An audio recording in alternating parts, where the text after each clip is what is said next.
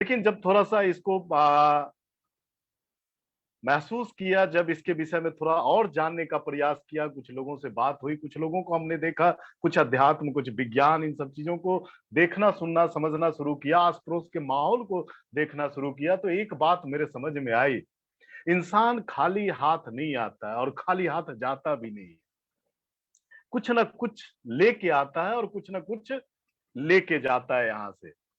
दोस्तों, जन्म से ही हम सारे लोगों में भगवान ने एक एबिलिटी दे के भेजी है, जो हम अपने लक्ष्य और अपने सपनों को पूरा करने की हर वो क्षमता हमारे अंदर भगवान ने डाल के हमको भेजा है। पर दिक्कत क्या है? सबसे बड़ी जो दिक्कत होती है ना, वो होती है सही रास्ता और सही अ, प्रशिक्षण, सही जानकारी। ये अगर लोगों को थोड़ा सा मिलता है तो थोड़ी सी जो दिक्कत बचती है ना, वो बचती है हमारे आत्मविश्वास की। दोस्तों, सारा हार्डवेयर भगवान ने बना के हमको उसी तरीके से दिया जैसे और भी दुनिया में सक्सेस लोग आज जिनको भी मानते हैं आप, उन सारे लोगों का हार्डवेयर सब बना हुआ है। बस सॉफ्टवेयर की थोड़ी सी प्रोग्रामिंग जो होती है ना, जमीन पे आके जो लोगों का होता है, वो थोड़ा सा गड़बड़ हो जाता है। आप उदाहरण समझ सकते हैं, सचिन तेंदुलकर क्रिकेट का भगवान बना तो सबसे पहले उसमें जो नजर, जिस आदमी को वो नजर आया था ना, वो उनके कोच थे अचरेकर जी। वो बल्ला पकड़ने का स्टाइल, वो बॉल मारने का स्टाइल, वो उस बात को समझते थे, क्योंकि अचरेकर जी अनुभवी लोग थे और उन्होंने देखा था जो ये लड़का आगे जाके बहुत बड़ा क्रिकेटर बन सकता है। दोस्तों, आज जितने भी लोग हम लोग हैं ना, हमको नहीं पता हमारी क्षमता क्या है, हमको दिखता नहीं है वो। कोई लोग ऐसे हमारे जिंदगी में चाहिए जो हमको ये बता सकें जो आपके अंदर ये क्षमता है, और उस क्षमता को बाहर निकालने का काम आज जितने भी लोग आप लोग आए हैं, आप लोगों, जितने भी लोगों को इनविटेशन किया, जिन लोगों ने आपको बुलाया, यूं समझ लीजिए आपके जिंदगी में वो उसी अचरेकर का काम किया है जिन्होंने, और आपके अंदर वो चीज दिखी उनको, और आप इस प्रोग्राम में शामिल हुए हैं। दोस्तों, आज का प्रोग्राम इसलिए एक्साइटेड हूं, मैंने आपको बताया आज काफी एक्साइटेड हूं, इसलिए एक्साइटेड हूं। जिंदगी में बहुत सारे ट्रेनर को हमने सुना, बहुत सारे मोटिवेटर को सुना। आज दुनिया में जितने लोग हैं ना, वो पैसा कैसे कमाया जाए ये लोग सिखाते हैं। और जिंदगी में पहली बार हमारी एक ऐसे ट्रेनर से मुलाकात हुई, ऐसे सक्सेस कोच से मुलाकात हुई, जिंदगी में खुश कैसे रह सकते हैं और संतुष्ट कैसे रख सकते हैं, और अपने आप को ऊर्जावान हमेशा कैसे आप रख सकते हैं। बहुत सारे लोग ऐसे होते हैं जो शुरू तो करते हैं, लेकिन शाम होते होते वो ढल जाते हैं उस सूर्य की तरह। उन लेकिन आज हमारे अंदर ये इतनी ऊर्जा है, क्योंकि ऊर्जा का मूल मंत्र वहां से हमको मिला। और नो डाउट आप बहुत सारे लोग उनसे मिले होंगे। मनुकूल सर हमारे कोच हैं, क्योंकि आज बहुत सारे लोग को उन्होंने खुश रहना सिखाया। तो आज ज्यादा समय नहीं लेते हुए हम चाहेंगे आप सारे लोग मेन स्क्रीन पे आ जाइए और हर एक बातों को ध्यान पूर्वक सुने, एकदम ध्यान पूर्वक। आज आप अपने आप को पूरी तरह अपने तन, मन, धन, जितनी भी चीजें आपके शरीर की ज्ञान इंद्रियां है ना, उसको जूम मीटिंग में इसमें लगा दें। और मैं इस बात को दावे के साथ कह सकता हूं, जब इस मीटिंग को खत्म करेंगे और मीटिंग के खत्म होते होते आप वो ऊर्जा महसूस करेंगे जो अपने लाइफ में आज तक आपने नहीं किया। तो एक जोरदार ताली सब लोगों से चाहेंगे, जहां भी आप हैं सारे लोगों से एक ताली चाहेंगे, और स्वागत करते हैं हम मनुकूल सर का। एक जोरदार ताली। मनुकूल सर, आप हमें सुन पा रहे हैं? स्वागत है सर आपका।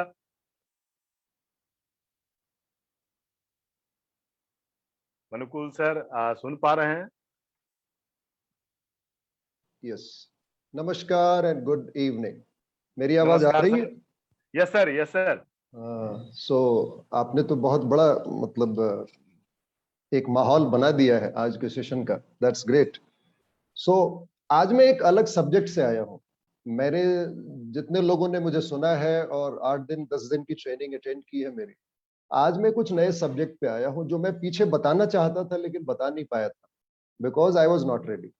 तो आज का जो पावर है, आज का जो सब्जेक्ट है, दैट इज यूनिवर्सल लॉज। हम ऐसे काम नहीं कर रहे, हम मनुष्य या फिर इस पृथ्वी पे जितनी भी चीजें हैं वो ऐसे काम नहीं करता। बहुत सारे लोगों से मैंने सुना है कि मैं तो बड़ा अभागा हूं, मैं तो बहुत गरीब पैदा हुआ सर, मैं तो कुछ नहीं जानता हूं सर। मेरे कहने का मतलब बड़ा सीधा है कि आप एक बात समझ लीजिए, अपने दिमाग में बैठा लीजिए कि यहाँ पे कोई भी ऐसा नहीं है जो कुछ नहीं जानता है। वो कहीं छुपा हुआ है, दैट इज समथिंग, वो किसी लोअर फ्रिक्वेंसी पे है। मैं बार बार फ्रिक्वेंसी की बात करूंगा आज भी, हम किसी लोअर फ्रिक्वेंसी पे हैं और वो चीज हायर फ्रिक्वेंसी पे है, इसलिए हम उसे देख नहीं पा रहे हैं इस विजिबल आइज। तो हमें वो इनविजिबल सोर्स का पता कैसे चले, हम उस इनविजिबल सोर्स को जाने कैसे। तो आज का जो सब्जेक्ट है वो यूनिवर्सल लॉ है, और वो सेल्स और मार्केटिंग में बहुत इंपॉर्टेंट। हम जिस फील्ड में हैं वो सेल्स और मार्केटिंग की फील्ड है। हमें कुछ बेचना है, हमें अपने आप को बेचना है, तो इसके लिए कुछ कुछ कुछ नियम है, कुछ प्रोग्राम्स हैं। और ये बाहर की जो सारी दुनिया है इसके बारे में, ये पृथ्वी किस नियम से चल रही है, और ये नियम किसी आदमी ने नहीं बनाया। आपको ये भी दिमाग में रखना चाहिए, ये जो यूनिवर्सल लॉज है, ये यूनिवर्सल लॉ किसी मनुष्य का बनाया हुआ नहीं है। ऐसा नहीं था कि न्यूटन ने के पहले वो एप्पल कहीं ऊपर गिरता था, न्यूटन ने उसको ऑब्जर्व किया। उसके पहले भी सेब गिरा तो पृथ्वी पे ही गिरा, वो दाएं बाएं नहीं गया था। कोई भी चीज हम अगर ऊपर से छोड़ेंगे तो वो नीचे ही आएगी, वो ऊपर नहीं जाएगी। सो हमें इस बात को आज समझ लेना चाहिए कि कौन कौन से ऐसे नियम हैं यूनिवर्स के जो हमारे जीवन को अफेक्ट करते हैं। बहुत सारे लोगों के मुंह से मैंने सुना है, और आपने भी सुना होगा, कि law of attraction, law of attraction, law of attraction बहुत काम करता है। इसलिए कि एक बुक आ गई सेक्रेट नाम की, और अट्रैक्शन में ऐसे ही बहुत बड़ा अट्रैक्शन है। हमने इस वर्ड को बचपन से सुना है, अट्रैक्शन अट्रैक्शन। तो ये जो लॉ है वो ज्यादा फेमस हो गया, बाकी के लॉज के बारे में किसी ने जाना नहीं। लेकिन एक बात हमेशा याद रहे कि लॉ ऑफ अट्रैक्शन उस 14 में से एक लॉ है, लेकिन वो लॉ बहुत लोगों के लिए काम नहीं करता। बहुत लोग वो समझते हैं कि भाई ये क्यों नहीं काम कर रहा है, क्योंकि वो 11 लॉ को जानते नहीं, इसलिए वो एक लॉ आपके जीवन में काम नहीं करता। क्योंकि हर लॉ को समझना जरूरी है। तो आज हम इस पूरे लॉ को, यूनिवर्सल लॉ को समझते हैं कि हम अपने जीवन में जो जो चीज चाहते हैं वो कैसे लेके आ सकते हैं, हाउ कैन वी ब्रिंग। उसके पहले मैं आपको एक चीज दिखाना चाहता हूं। जैसे वो शुरू करूंगा, मैं बहुत लोगों ने शायद नहीं देखा होगा, इसलिए मैं इसको दिखाना चाहता हूं कि ये यूनिवर्स क्या है और मैं क्या हूं। तो ये जरा देख ले तो हमारी आज की जो क्लास है वो ज्यादा इंपॉर्टेंट आएगी और आपको ज्यादा समझ में आएगा। तो एक छोटी सी क्लिप है 2 मिनट की, जरा इसको ध्यान से देखेंगे। सर ये शेयर हो रहा है तो बताएंगे। प्रोसेस में है सर। ओके।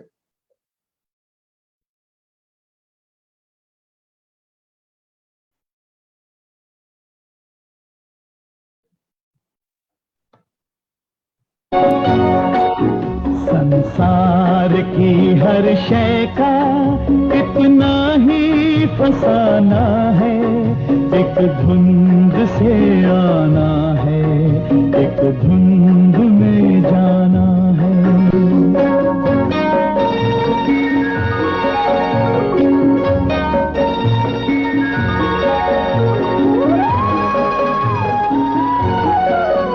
ये राह कहाँ से है, ये राह कहाँ तक है, ये राज कोई राही समझा है न जाना है।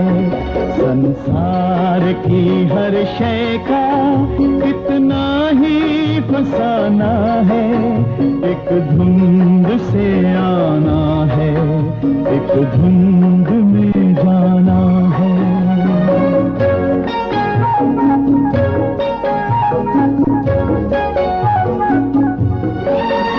एक पल की पलक पर है ठहरी हुई ये दुनिया, एक पल के झपकने तक हर खेल सुहाना है।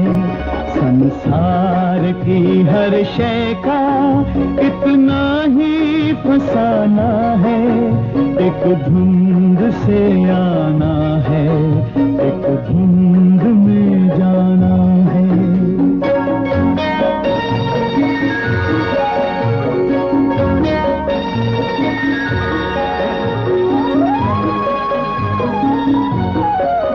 क्या जाने कोई किस पर, किस मोड़ पे क्या बीत राह में ऐ राही हर मोड़ बहाना है, संसार की हर शय का इतना ही फसाना है, एक धुंध से आना है, एक धुंध में जाना है।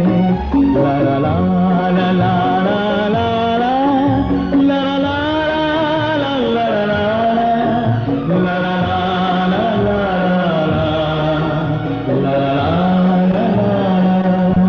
हम लोग खिलौने हैं एक ऐसे खिलाड़ी के, हम लोग खिलौने हैं एक ऐसे खिलाड़ी के, जिसको अभी सदियों तक ये खेल रचाना है, संसार की हर शय का इतना ही फसाना है, एक धुंध से आना है।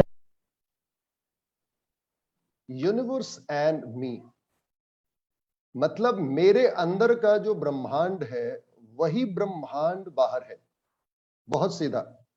और एक ऐसा खिलाड़ी है जो कुछ खेल खेल रहा है और उसने अपने नियम बनाए हैं, और उस नियम को कोई कॉन्स्टिट्यूशन, कोई सरकार और कोई मनुष्य भेद नहीं सकता। और जो मनुष्य सफल होना चाहता है उसको इन सारे नियमों को बहुत बखूबी अपने जीवन में उतारना पड़ेगा। और अगर हम फेल हो गए तो हम फेल नहीं हुए, मेरा भगवान फेल हो गया, क्योंकि भगवान ने, ईश्वर ने किसी को यहां फेल होने के लिए भेजा ही नहीं है। सर ये दिख रहा है? Yes sir. Okay, so this is universal law. And today मैं आपसे रिक्वेस्ट करूंगा, मैं भी बहुत एक्साइटेड हूं आज आपके साथ बात करने के लिए, मुझे भी बहुत अच्छा लग रहा है, और मैं आपको वो सारे रहस्यों साथ बताना चाहता हूं। आपने बहुत सारे लोगों को सुना होगा, बहुत सारे लोगों से बात सुनी होगी। मैं आज मेटाफिजिक्स पढ़ाना चाहता हूं। मेटाफिजिक्स का मतलब होता है फिजिक्स के आगे। फिजिक्स का मतलब होता है मटेरियल थिंग, इलेक्ट्रॉन, उसके आगे क्या है, व्हाट इज दिस। यानी हम अपने फिजिकल लेवल के सोच से जब बाहर निकलते हैं तब हम समझ पाते हैं कि आने वाले समय में या आज हम जो सोच रहे हैं वो क्या हो सकता है। शब्द जो है वो थॉट का कहना है, थॉट का कपड़ा है। हम जो भी बोल रहे हैं वो केवल सोच नहीं है, वो उसको पहना के बोलने की कला है। तो हम जब यूनिवर्सल लॉ को समझ लेते हैं तो हम जो भी सेल्स और मार्केटिंग में जाना चाहते हैं, जो भी हम बनना चाहते हैं, वो बहुत आसानी से बन सकते हैं। सो यूनिवर्सल लॉ, आपके सामने जो फोटोग्राफ दिख रही है और अभी जो गाना बजा आपके पास, कि ये केवल धुंध है, चारों तरफ धुंधला चीज दिख रही है। और ये धुंध क्या है? ये एक हल्का प्रकाश दिख रहा है आपको, आपके अंदर भी आपके बाहर भी। और इस प्रकाश का मतलब क्या है? इस प्रकाश का बड़ा सीधा मतलब है कि मैं और मेरा जो ब्रह्मांड है, ये जो पूरा यूनिवर्स है, ये प्रकाश से बना है, ये लाइट से बना है। और हमारे अंदर भी थोड़ा सा बल्ब टिमटिमा रहा है। आपको जान के आश्चर्य होगा, एटॉमिक एज के पहले, अगर आप मुझे थोड़ा सा भी समझ पा रहे हैं, एटॉमिक एज के पहले हमारे पूरे जीवन का जो मूल्य था वो केवल $32 था, $32। एटॉमिक एज मैं बात कर रहा हूं, एटॉमिक एज, जब से ये आइंस्टाइन का रिसर्च शुरू हुआ उसको बोलते हैं पोस्ट एटॉमिक एज, और आइंस्टाइन के पहले के एज को प्री एटॉमिक एज बोलते हैं। तो प्री एटॉमिक एज के पहले हमारे जीवन की 70 साल की वैल्यू $32 थी, हमारे शरीर की वैल्यू $32 थी। लेकिन एटॉमिक एज के बाद हमारे शरीर की वैल्यू कितनी हो गई, आपको जान के आश्चर्य होगा, $85 बिलियन। वाओ, आपको सुन के कुछ आश्चर्य लगा होगा कि कुछ मैं ज्यादा बोल रहा हूं। एक मनुष्य के जीवन की वैल्यू $85 बिलियन है। आप बोलिएगा सर ये पैसा मेरे पास कहां है? मैं ये बोल रहा हूं कि आपने ये समझा ही नहीं है तो फिर पैसा आए कहां से? खजाना तो है, लेकिन उस खजाने के ऊपर आपकी दृष्टि नहीं है। आपकी दृष्टि और हमारी दृष्टि तो गरीबी पे है, आपकी और हमारी दृष्टि तो बीमारी पे है। तो फिर वो खजाना तो ढका हुआ है। जैसे कोयले में ही हीरा होता है और हीरा को खोजने के लिए कोयले के खान में घुसना पड़ता है, लेकिन हम तो घुसने के लिए तैयार नहीं है। तो ये यूनिवर्सल लॉ आपको मदद करेगा। $85 बिलियन। आप बोलेंगे सर ये कैसे कैलकुलेशन लगा दिया? बड़ा सीधा कैलकुलेशन है। एटॉमिक एज के बाद आइंस्टाइन का रिसर्च कहता है कि हम 11,000 किलोवाट बिजली हर घंटे पैदा करते हैं। अब जरा आप जोड़ लीजिए कि आपके जीवन से आपके मृत्यु के बीच में कितना बिजली आपने पैदा किया और कितना उसकी वैल्यू हुई। हम केवल लाइट हैं, हम केवल इलेक्ट्रिसिटी है। प्लीज नोट इट डाउन अपने मन में। आप अपने मन में नोट कर लीजिए कि हम बिजली के अलावा कुछ नहीं है। हम केवल एनर्जी पैदा कर रहे हैं, हम केवल एनर्जी पैदा कर रहे हैं। अब सवाल उठता है कि जब हम एनर्जी पैदा कर रहे हैं तो वो एनर्जी बेच क्यों नहीं पा रहे? Why not I am selling that energy? उस एनर्जी को हम बेच क्यों नहीं पा रहे? तो सर वो बिकेगा कैसे? वो बिकेगा इस 14 यूनिवर्सल लॉ के माध्यम से। कि what the universal law we have, ये 14 लॉज हैं। आपकी फोटोग्राफ आपके स्क्रीन पे सीधा दिख रही है। ये बिजली है, इस बिजली की कीमत है इलेक्ट्रिसिटी। हर चीज एनर्जी है। मैं बोल रहा हूं ये एनर्जी है। मैं बोल के पैसे कमा रहा हूं। कोई जमीन में खेती करके पैसे कमा रहा है, कोई हवाई जहाज उड़ा के पैसे कमा रहा है, कोई पूजा करके पैसे कमा रहा है, कोई नाच के, कोई गा के, कोई बेच के। आप जरा चारों तरफ नजर दौड़ाइए, ये है क्या? ये एक ही चीज है कि हम अपने अंदर जो बिजली है, हम एक इलेक्ट्रिकल बॉडी है। I am not a material body, I am not a physical body. मैं फिजिकल बॉडी नहीं हूं। वो जिस दिन इलेक्ट्रिक स्विच ऑफ हो गया उस दिन हमारा शरीर किसी काम के नहीं है। वो इलेक्ट्रिकल बॉडी वो जो है वो कनेक्टेड है इस यूनिवर्स से। अभी आपने वो वीडियो देखा कि मेरे अंदर का जो ब्रह्मांड है वही बाहर का ब्रह्मांड है, और वो खिलाड़ी खेल रहा है और हम समझ नहीं पा रहे। तो ये खेल का नियम है। ये जो खेल के नियम है वो 14 नियम, कि जिस नियम के साथ हमें खेलना है। जैसे सरकार कोई नियम के साथ चलती है, जैसे दुकान कोई नियम के साथ चलता है, जैसे स्कूल कोई नियम के साथ चलता है, हम ये समझते नहीं है कि हमारे जीवन को चलाने के लिए भी एक नियम है, और वो 14 मेन नियम है। और भी बहुत सारे नियम हैं, लेकिन ये बेसिक लॉज है। पहला लॉ है the law of divine oneness, जो हम अभी पढ़ेंगे। टॉपिक्स जो हम कवर करने जा रहे हैं। The law of vibration, the law of action, the law of correspondence, the law of causes and effects, the law of compensation, the law of attraction, the law of perpetual transmutation of energy, law of gestation, law of relativity, law of polarity, law of rhythm, law of belief and law of gender. ये 14 नियम है जिसके तहत हमारा शरीर, हमारा मन, हमारी जो इनविजिबल और विजिबल दोनों, जो दृश्य और अदृश्य दोनों सत्ता है इस पूरे ब्रह्मांड की, वो कंट्रोल होती है। हम इसके बियॉन्ड जा नहीं सकते। अगर हम चाहे भी बदलना तो नहीं बदल सकते। भगवान कृष्ण भी नहीं बदल पाए, राम भी नहीं बदल पाए, जीसस नहीं, पैगंबर नहीं, किसी की हिम्मत नहीं है कि वो बदल दे। वो छू नहीं सकता। अगर वो छुएगा तो वो खुद ही इलेक्ट्रिक में जैसे शॉर्ट सर्किट होती है, उसको खुद ही झटका लगेगा and he will be over. इसलिए प्लीज, आपने देखा होगा महाभारत के युद्ध में अभिमन्यु की मृत्यु कृष्ण सामने देखते रह गए, but he could not do. वो कुछ नहीं कर पाए अपने भांजे के लिए। मैं अपनी मां को अपने सामने मरता देखता रह गया, लेकिन मैं बस चिल्लाया, रोया और कुछ नहीं कर पाया। इसलिए आपको और हमको ये बात समझनी है, हमें करना क्या चाहिए। मैंने पहले ही कहा आपको, $85 बिलियन आप कमा सकते हैं। आप $85 बिलियन कमा सकते हैं। आप जरा जोड़िए कि अमेजॉन का जो सबसे टॉप आज के डेट में हाईएस्ट, सबसे धनी आदमी है, रिचेस्ट मैन है, क्या उसकी अपनी पर्सनल संपत्ति $85 है? नहीं है। 85 था, $1000। I am talking about 85,000 billion dollar. क्या उसकी संपत्ति है? नहीं है। यानी अभी वो भी रास्ते में है। वो बोलता है कि मैं रिचेस्ट आदमी हूं, लेकिन वो अभी उस हाईएस्ट पीक पे नहीं पहुंचा है, और कोई नहीं पहुंच पाया है।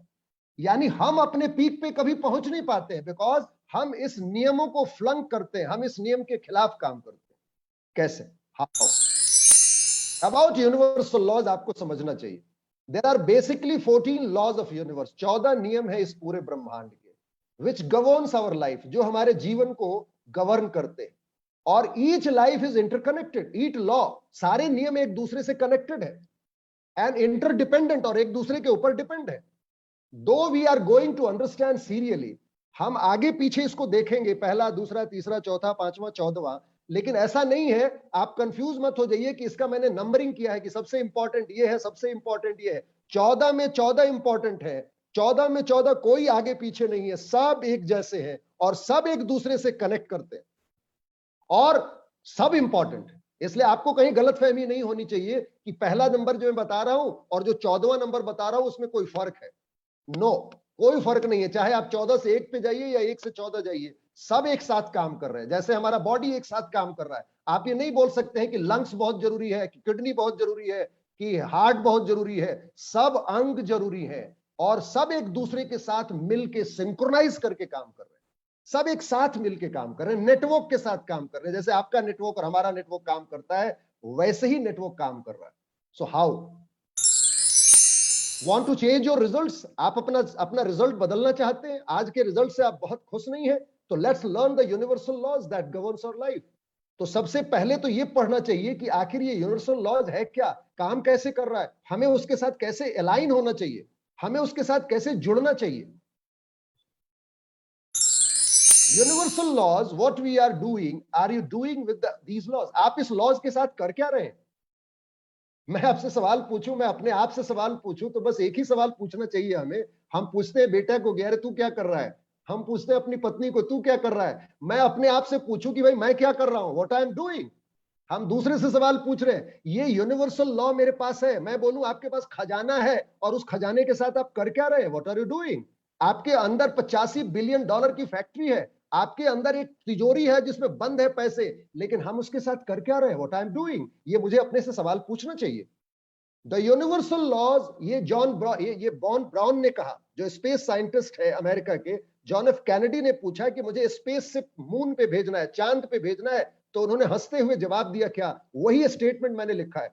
The universal laws are so precise, यानी यूनिवर्सल लॉ ऐसे सटीक है, प्रिसाइज मैंने एकदम सटीक है, that we can make a space ship, जिससे हम अपनी स्पेस शिप को बना के मून पे, चांद पे भेज सकते हैं और उसे वापस पृथ्वी पे ला सकते हैं एकदम सेकंड के प्रिसिशन से। यानी जिस समय में चाहे भेज सकते हैं, जिस समय में चाहे ला सकते हैं, but someone has to program it. लेकिन इस यूनिवर्सल लॉ के साथ एक बहुत बड़ा बखेड़ा है, इस यूनिवर्सल लॉ के साथ एक बहुत बड़ा नियम है कि इसको प्रोग्राम करना पड़ता है। अगर हम प्रोग्राम नहीं कर रहे हैं तो फिर ये यूनिवर्सल लॉ तो है, लेकिन मेरे लिए फायदेमंद नहीं है। यानी मेरे को कुछ पता नहीं चलेगा कि कौन सा यूनिवर्सल लॉ। ये आप किसी गरीब से जाके पूछें, उससे पूछिए तुझे यूनिवर्सल लॉ का पता है, वो बोलेगा क्या बात कर रहे हैं आप, कौन सा लॉ, किस लॉ की बात कर रहे हैं।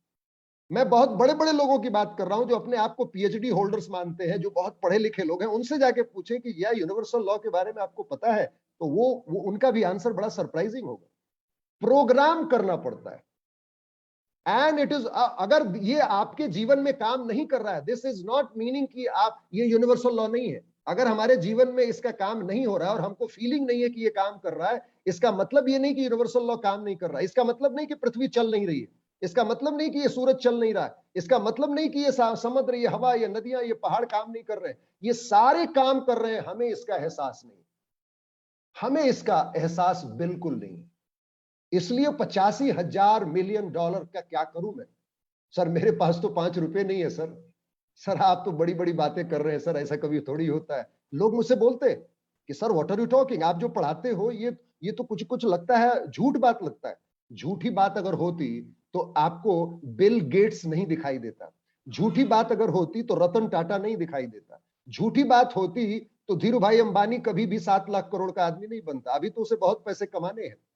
अगर झूठी बात होती तो एक भी भगवान बुद्ध नहीं दिखाई देता, न कृष्ण दिखाई देता। व्हाई? बिकॉज अगर एक बुद्ध पैदा हो गया तो सारे लोग बुद्धत्व को प्राप्त कर सकते हैं, और अगर एक आदमी करोड़पति हो गया तो सारे लोग करोड़पति हो सकते हैं। बिकॉज यूनिवर्सल लॉ तो सबके लिए एक ही जैसा है।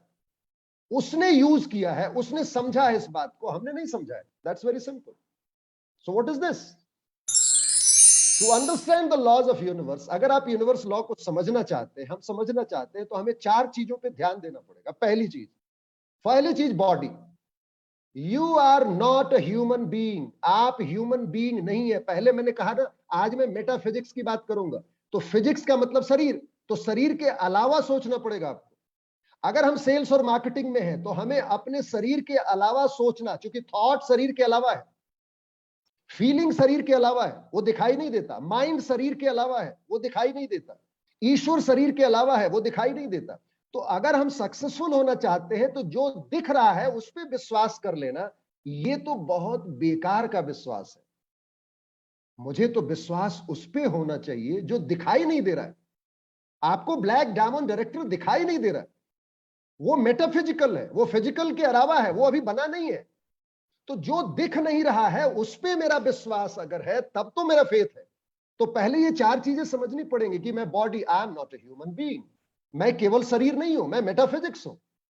फिर माइंड, मैं केवल माइंड भी नहीं हूं, माइंड के भी आगे हूं, मैं हायर फैकल्टीज हूं, मैं इंटेलेक्चुअल माइंड हूं, मैं केवल सेंस ऑर्गन नहीं हूं। अभी सुबह सुबह जब मेरा क्लास चल रहा था तो सुबह सुबह मंजेश जी एक गाना लगाते थे, प्रार्थना, न बुद्धि हूं, न अहंकार हूं, न चित्त हूं, मैं तो सिवा हूं, मैं तो सिवा हूं, मैं तो सिवा हूं। What was that? मेटाफिजिक्स की बात हो रही, यूनिवर्सल लॉ की बात हो रही। हम क्या बात कर रहे हैं? मैं राजपूत हूं, मैं ब्राह्मण हूं, मैं तो ये हूं, मैं तो वो हूं। ये तो फिजिक्स की बात है, ये तो फिजिकल बात चल रही है, ये तो बॉडी की बात हो रही है। मैं तो सुंदर हूं, मैं तो गोरा हूं, मैं तो मोटा हूं, ये व्हाट इज दिस? इससे वो 85 बिलियन डॉलर आने वाला नहीं है हमारे पास। हमारा 85 बिलियन डॉलर जो हम सोचते हैं वो गाड़ी और वो ब्लैक डायमंड डायरेक्टर तो तब आएगा जब हम अपने फिजिकल लेवल की चीज को छोड़ के हम ऊपर की बात सोचेंगे, हम हायर फैकल्टीज की बात सोचेंगे। और सबसे ऊपर जो चीज है क्या है? वो स्पिरिट है। और स्पिरिट इज, हम हैं, स्पिरिचुअल बीइंग है, I am a spiritual being. तो अगर मेरे से कोई पूछे कि मैं कौन हूं तो मैं तो सीधे एक ही चीज बोलूंगा, आई एम ए स्पिरिट। और जो रहता है इस शरीर में, I am a spiritual being, यानी मैं ईश्वरीय ताकत हूं जो रहता हूं इस शरीर में। और एक मन है मेरे पास जिससे मैं सोचता हूं, जिससे मैं डिसीजन लेता हूं। तो मेरा जो परिचय है वो राजपूत, भूमिहार, ब्राह्मण और हिंदू और मुसलमान का नहीं है, मैं स्पिरिचुअल बीइंग हूं। अगर आपको सही में बहुत बड़ा बनना है, अगर सही में ब्लैक डायमंड डायरेक्टर बनना है तो आपको पहले इस सोच में आना पड़ेगा। आपको वो सारे बंधनों को तोड़ना पड़ेगा और पहले आना पड़ेगा, नहीं जी मैं वही हूं जिसकी कीमत 85 बिलियन डॉलर है। जो बहुत बड़ी राशि आपको दिखती है, हमें दिखती है, लेकिन वो है नहीं। क्योंकि अगर ऐसा है तो आपकी सुरेखा भार्गव 1.5 करोड़ रुपए कमा रही है, और अभी तो उनकी उम्र कितनी है जरा सोच ले आप। अभी समीर मोदी की उम्र कितनी है आप जरा सोच लें। क्योंकि लाइफ इज अ प्रोसेस और वो शुरुआत हो चुकी है। और एक बात और, लाइफ है मोमेंटम भी है, लाइफ में हर चीज मोमेंटम है। अगर एक बार धक्का लग गया तो वो रोल ऑन करता जाएगा, ये यूनिवर्स का लॉ है। तो हमें एक बात समझना चाहिए कि हम कौन हैं। We are God's highest form of creation, हम ईश्वर की सबसे उत्तम संतान है। हमसे बियॉन्ड कोई नहीं है, nothing can be equal of human being, यानी हमसे ऊपर कोई चीज बनाया ही नहीं ईश्वर ने। ईश्वर को भी मनुष्य का जन्म लेने में इंतजार करना पड़ता है 5-5 हजार साल। आपको आश्चर्य होगा, 5,000 साल बाद कृष्ण का जन्म होता है, राम के जन्म के बाद। उसके 2,000 साल बाद जन्म होता है बुद्ध का। यानी कितने सालों के इंतजार के बाद उसको मनुष्य का तन मिलता है, और हमें मिल गया है तो हमने सोचा यार क्या ये जीवन है, what is this? We are born in the image of God, हम ईश्वरीय है। तो अगर आपको अंडरस्टैंड करना है, समझना है यूनिवर्सल लॉ को, तो पहले इन चारों चीजों पे समझदारी होती है। आई एम अनुकूल, मैं अनुकूल हूं, and I have transformed my life by aligning these laws. मैंने अपनी कहानी आपको बताई है, 5 करोड़ के नुकसान से लेके मां के मरना, जमीन जायदाद बिकना, सारी चीजें खत्म हो जानी, और फिर भी मैं आपके सामने खड़ा हूं और बात कर रहा हूं। इसका मतलब मेरे को कुछ भी नहीं है, मैं बीमार नहीं हूं, मैं हेल्दी हूं। मेरी उम्र 55 साल इस साल पूरी होगी 29 सितंबर को। सो मैंने 55 साल की उम्र बिताई है और मैंने इसमें बहुत थपेड़े खाए हैं, और मैं फिर भी इस ऊंचाई में और इस लेवल पे बात कर रहा हूं। It means that what? इसका मतलब मैं उस यूनिवर्सल लॉ को पूरी तरह से नहीं, लेकिन मैं अब अलाइन होने लगा हूं, मैं कनेक्ट हो रहा हूं। मतलब मैं बिजली से कनेक्ट हो रहा हूं, मतलब मैं अपने ईश्वरीय ताकत से कनेक्ट हो रहा हूं। कुछ लोग मुझे बोलते हैं आश्चर्य कि जब मैं ट्रेनिंग देता हूं तो बोलते हैं कि आप हर बात में भगवान को लेके आते हैं। सेल्स और मार्केटिंग में तो प्रोडक्ट आना चाहिए, मार्केटिंग स्किल आनी चाहिए, मार्केटिंग स्ट्रेटजी आनी चाहिए, मार्केटिंग की प्लानिंग आनी चाहिए। मैं कहा सब लोग पढ़ाने वाले हैं, और इससे क्या फर्क पड़ता है? मार्केटिंग की प्लानिंग किसके लिए की जाती है? मनुष्य के लिए की जाती है, प्रोडक्ट के लिए बनाई जाती है ना। तो फिर अगर हमारे पास वो ज्ञान ही नहीं है कि मैं क्या हूं, तो फिर उस मार्केटिंग स्किल का मैं करूं क्या? मेरे को गाड़ी है और गाड़ी चलाने नहीं आता। मैं आपको गाड़ी चलाने की बात कर रहा हूं, मैं आपको बोल रहा हूं कि भैया ये तरीके से गाड़ी चलेगी, ऐसे नहीं चल सकती है। गाड़ी रखी हुई है लेकिन सर मेरे पास चलाने नहीं आता, तो उसका क्या करूं, दूसरा चलाएगा। यानी अगर मैंने अपना प्रोग्राम नहीं किया तो कोई दूसरा मेरा प्रोग्राम कर देगा।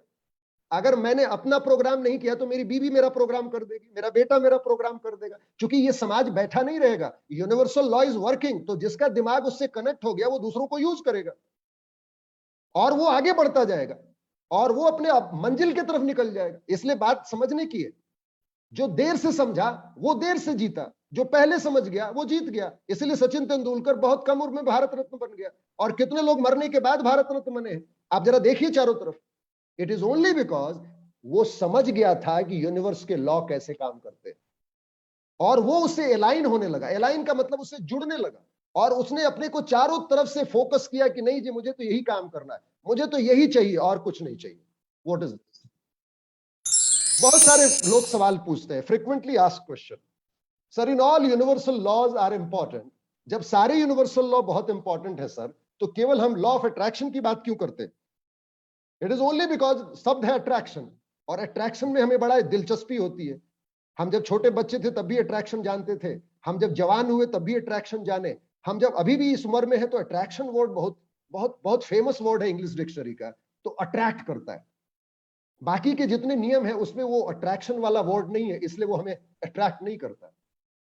So does the law of attraction work? क्या ये अट्रैक्शन का जो लॉ ऑफ अट्रैक्शन है काम करता है?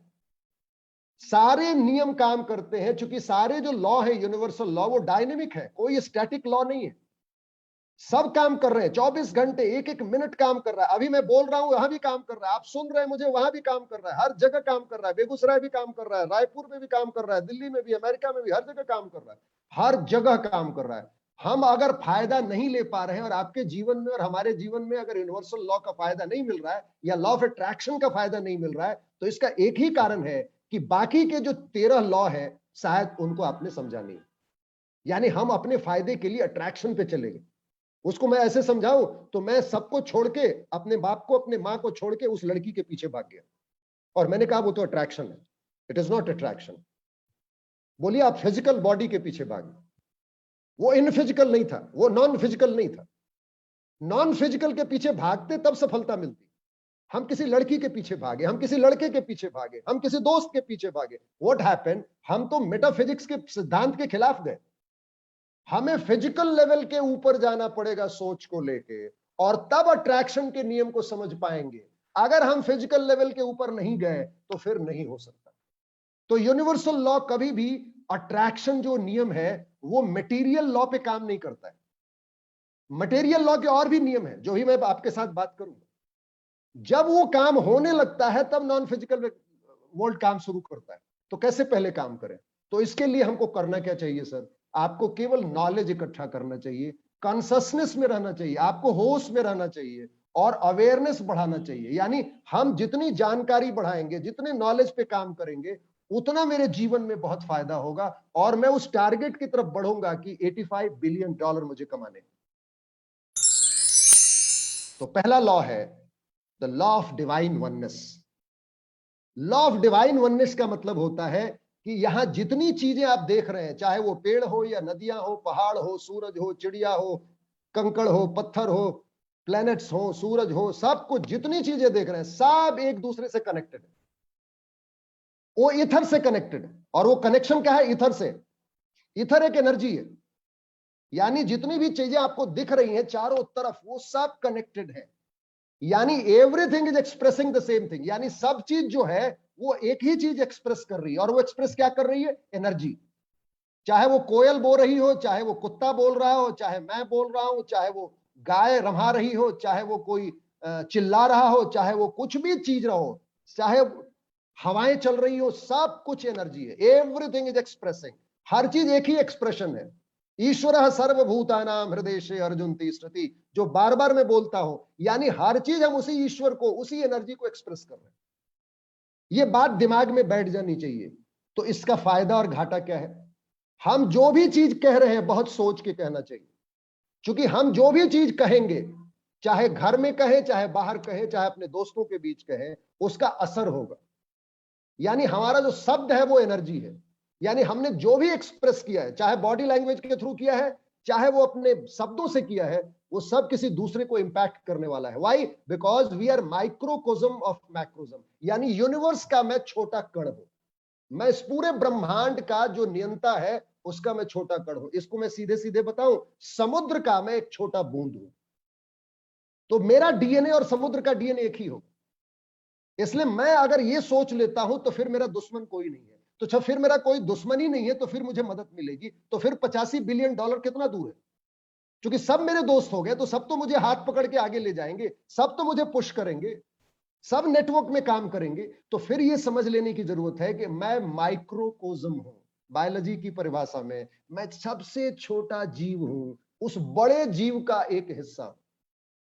और ये फोटोग्राफ आपको सामने दिख रही है, चारों तरफ जो लाइट दिख रही है, आपके अंदर भी हृदय स्थल पे लाइट दिख रही है। यानी उस रोशनी के आप छोटे से, मैं बोलूं सूरज नहीं हो तो लेकिन दिया हो, और वो दिया जल रहा है, यानी मैं जिंदा हूं। दैट व्हाट इज मीन्स, इसका मतलब क्या हुआ? Whatever we are doing, हम जो भी काम कर रहे हैं और जो भी बोल रहे हैं वो इफेक्ट करेगा मेरे एनवायरनमेंट को, मेरे समाज को। इसलिए कोई भी चीज अगर बोले तो सोच के बोले कि मैं क्या बोल रहा हूं। चाहे परिवार में बोलूं, चाहे समाज में बोलूं, चाहे मार्केट में बोलूं, चाहे कस्टमर के पास बोलूं, चाहे टीम में बोलूं, हमें बहुत सावधानी से वर्ड यूज करने हैं। That is called divine oneness, यानी हम सब जुड़े हुए हैं, हम सब एक हैं। We all are one, divine one. Divine का मतलब ईश्वरीय और वन का मतलब एक, यानी हम उसी ईश्वर की संतान है। So we should be aware about our conduct and behaviour. हम मार्केट में जब भी जाएं तो उस कंडक्ट को देखें। दूसरा है द लॉ ऑफ वाइब्रेशन। ये सेकेंडरी लॉ नहीं है, ये प्राइमरी लॉ है। अब वननेस है तो वननेस में क्या है? फ्रीक्वेंसी है। हर चीज जुड़ा हुआ है, हर चीज अपने फ्रीक्वेंसी पे, इनफाइनाइट नंबर ऑफ फ्रीक्वेंसी है। मैंने आपको बताया था देयर इज ए प्लेस, हमें कहीं जाना है वो भी कहीं है, दिल्ली भी कहीं फ्रीक्वेंसी पे है, शिलोंग भी कहीं फ्रीक्वेंसी है। पहले रेडियो आती थी तो हम क्या करते थे? फ्रीक्वेंसी लगाते थे, रेडियो शिलोंग सुनना है, विविध भारती सुनना है, एफएम बैंड सुनना है, न्यूज सुनना है, तो हर का अपना एक चैनल था, अपनी एक फ्रीक्वेंसी थी। तो लॉ ऑफ वाइब्रेशन कहता है कि एवरीथिंग इज वाइब्रेटिंग और travelling in a circular pattern. ये नाच रहा है, हर चीज चाहो नाच रही है, इलेक्ट्रॉन नाच रहा है आपके शरीर में, बाहर भी। वो कैसे नाच रहा है? गोल गोल घूम रहा है, गोल गोल घूम रहा है। ये फोटोग्राफ देखिए आपको चारों तरफ, आपके सामने दिखेगा, लॉ ऑफ वाइब्रेशन के ठीक सामने की फोटोग्राफ। ये गोल गोल सर्कुलर रिदम में नाच रहा है। ये पृथ्वी चंद्र सूरज के चारों तरफ गोल गोल घूम रही है और चंद्रमा पृथ्वी के चारों तरफ गोल गोल घूम रहा है। तो हमारे शरीर में भी जो चारे चीजें इलेक्ट्रॉन्स घूम रही है, वो सारी चीजें सर्कुलर है। नथिंग इज स्टेशनरी, कभी भी कोई चीज स्टेशनरी नहीं, इट इज स्प्लाइड विद एवरीथिंग। और वो सब चीज के लिए एप्लीकेशन। कैसे? केवल शरीर के लिए नहीं है, थॉट्स के लिए भी, हमारी जो सोच है उसके लिए भी। आप देखिएगा हम क्या सोचते हैं, हम रोज एक ही चीज सोचते हैं, यानी कल जो सोच रहे थे आज भी वही सोच रहे हैं, यानी सर्कुलर है। परसों भी वही सोच रहे हैं, यानी सोच में कहीं बदलाव नहीं आ रहा। हम आज से 6-7 महीने पहले जो सोचते थे आज भी वही सोच रहे हैं, यानी हम रिपीटेटिव थॉट सोच रहे हैं। क्यों सोच रहे हैं? क्योंकि वो सर्कुलर है। यानी सुबह सोच आई, फिर देखिएगा 2 घंटे के बाद फिर सोच आ गई, फिर देखिएगा रात में 1 घंटे के बाद फिर सोच आ गई, यानी वो सोच मेरा पीछा छोड़ नहीं रही। तो हमें अगर जीतना है तो उसके लिए कुछ करना पड़ेगा। उसके बाद हमारी फीलिंग है, हमेशा हमें गुस्से में है, हमेशा हम कुछ ना कुछ वही फीलिंग में है जो हमें नॉन प्रोडक्टिव दिखाई दे रही है, और वो फीलिंग भी बार बार आ रही है, बार बार आ रही है, और हम उसके लिए भी कुछ नहीं कर रहे। डिजायर्स हमारे जो है वो भी बार बार आते हैं, बार बार आते हैं। और हमारी विल, हमारी जो इच्छा है, हम बहुत कुछ पाना चाहते हैं, और वो पाने के बीच में हम बार बार एक ही चीज रिपीट करते रहते हैं। So each has a unique vibrational frequency, यानी हमारी थॉट, हमारी फीलिंग, हमारी डिजायर और हमारी विल, सबकी एक फ्रीक्वेंसी है। हमें पता नहीं है कि वो किस फ्रीक्वेंसी पे है, लेकिन वो है। यहां पे चारों तरफ फ्रीक्वेंसी ही फ्रीक्वेंसी है। दूसरा है लॉ ऑफ एक्शन। अगर ये लॉ ऑफ वाइब्रेशन समझ में आ गया, लॉ ऑफ वननेस समझ में आ गया, डिवाइन वननेस, तो अब तीसरा काम है कि फ्रीक्वेंसी पे तो है कोई चीज, तो हमें क्या करना चाहिए? Action is essential for manifestation of thoughts into things. यानी मैं जो चीज सोच रहा हूं, बार बार सोच रहा हूं, अगर मैं केवल सोचता रहूंगा तो कुछ नहीं होगा, मुझे एक्शन लेना पड़ेगा, मुझे उसकी तरफ चलना पड़ेगा, मुझे उसकी तरफ मूवमेंट करना पड़ेगा। So we must put energy in action in support of our thoughts. यानी जो मैं सोच रहा हूं केवल बैठ के ना सोचूं, काम करते हुए सोचूं, यानी जो जो जो जो बनना चाहता हूं उसकी तरफ चलते हुए सोचूं। Why? Because action is the nothing but energy in motion. Action क्या है? एनर्जी मूवमेंट में, एनर्जी रुकी हुई नहीं। रुकी हुई एनर्जी जो है वो बहुत नेगेटिव एनर्जी, जो चलती हुई एनर्जी है, जो मूवमेंट में एनर्जी है, वो एनर्जी पॉजिटिव एनर्जी है। जैसे नदी बह रही है तो उसका पानी पवित्र है, जो रुक गई वो गंदा हो गया, खत्म हो गया, वो नाला बन गया, तो फिर वहां कुछ नहीं हो सकता। तो हमें मूवमेंट में रहना, जब मूवमेंट में रहेंगे तो हम वहां पहुंच सकते हैं। That's very simple. This is the law of correspondence. ये बहुत इंपॉर्टेंट लॉ। मैंने आपको एक चीज दिखाया था, मैं फिर से एक बार दिखाना चाहता हूं। लॉ ऑफ करस्पॉन्डेंस को आपको शायद समझ में आएगा। लॉ ऑफ करस्पॉन्डेंस अगर आप ये समझ जाएंगे तो आपको समझ में आ जाएगा कि what is law of correspondence. जरा ध्यान से देखिएगा लॉ ऑफ करस्पॉन्डेंस को। करस्पॉन्डेंस का मतलब होता है चिट्ठी पत्री, संवाद करना। तो संवाद कैसे होगा? Let's see. संवाद कैसे होगा? संवाद करने का एक सिस्टम होता है, और वो सिस्टम क्या है? Let's see. मैं थोड़ा सा और यस, जरा ध्यान से देखेंगे।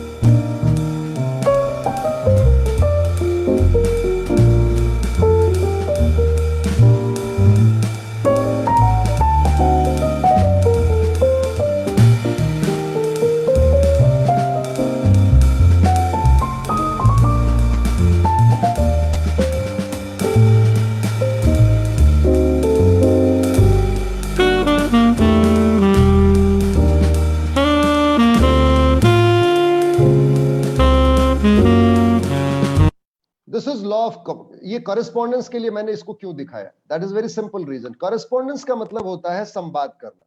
तो संवाद का मतलब होता है हमारी पैटर्न क्या है। What is pattern? मैं रोज संवाद किससे कर रहा हूं? मैं अपने अंदर छुपे हुए उस ईश्वर तत्व से संवाद कर रहा हूं, वो ईश्वर तत्व से, स्पिरिचुअल अपनी बीइंग से संवाद कर रहा हूं। तो ये एक पैटर्न है। अब देखिए ये पैटर्न दिख रहा है आपके जमीन पे दिख रहा है। ये पैटर्न क्या है? क्योंकि बारिश नहीं हुई है, और बारिश नहीं हुई है तो ये पैटर्न दिख रहा है। चारों तरफ जमीन पे जैसे लग रहा है घाव हो गया। तो we are continuously corresponding with our spiritual consciousness. यानी हमारा जो शरीर है वो हमारे अंदर के ईश्वर तत्व से लगातार बात कर रहा है। व्हाट हैपेंस इनसाइड, जो हमारे अंदर चल रहा है वही बाहर दिख रहा है। व्हाट इज बिलो, वही आपको ऊपर दिख रहा है, वही आपको नीचे दिख रहा है। यानी जो नीचे कुछ गड़बड़ है तो ऊपर दिख रहा है। तो आपका अगर सेल नहीं हो रहा है, आपके अगर समाज में प्रॉब्लम है, आपको अगर बहुत सारी चीजों को दिक्कत हो रही है, इसका मतलब है पैटर्न गलत है। आप जरा पीछे का पैटर्न देखिए, कुछ पैटर्न में कमी है। जैसे मैंने ये अभी दिखाया सूरजमुखी के पेड़ को, तो जैसे बीज डाला गया, इसके अंदर, बीज के अंदर पैटर्न था, इसके अंदर प्रोग्राम था, इसके अंदर एक कॉरेस्पॉन्डेंस था, इसके अंदर एक सॉफ्टवेयर था।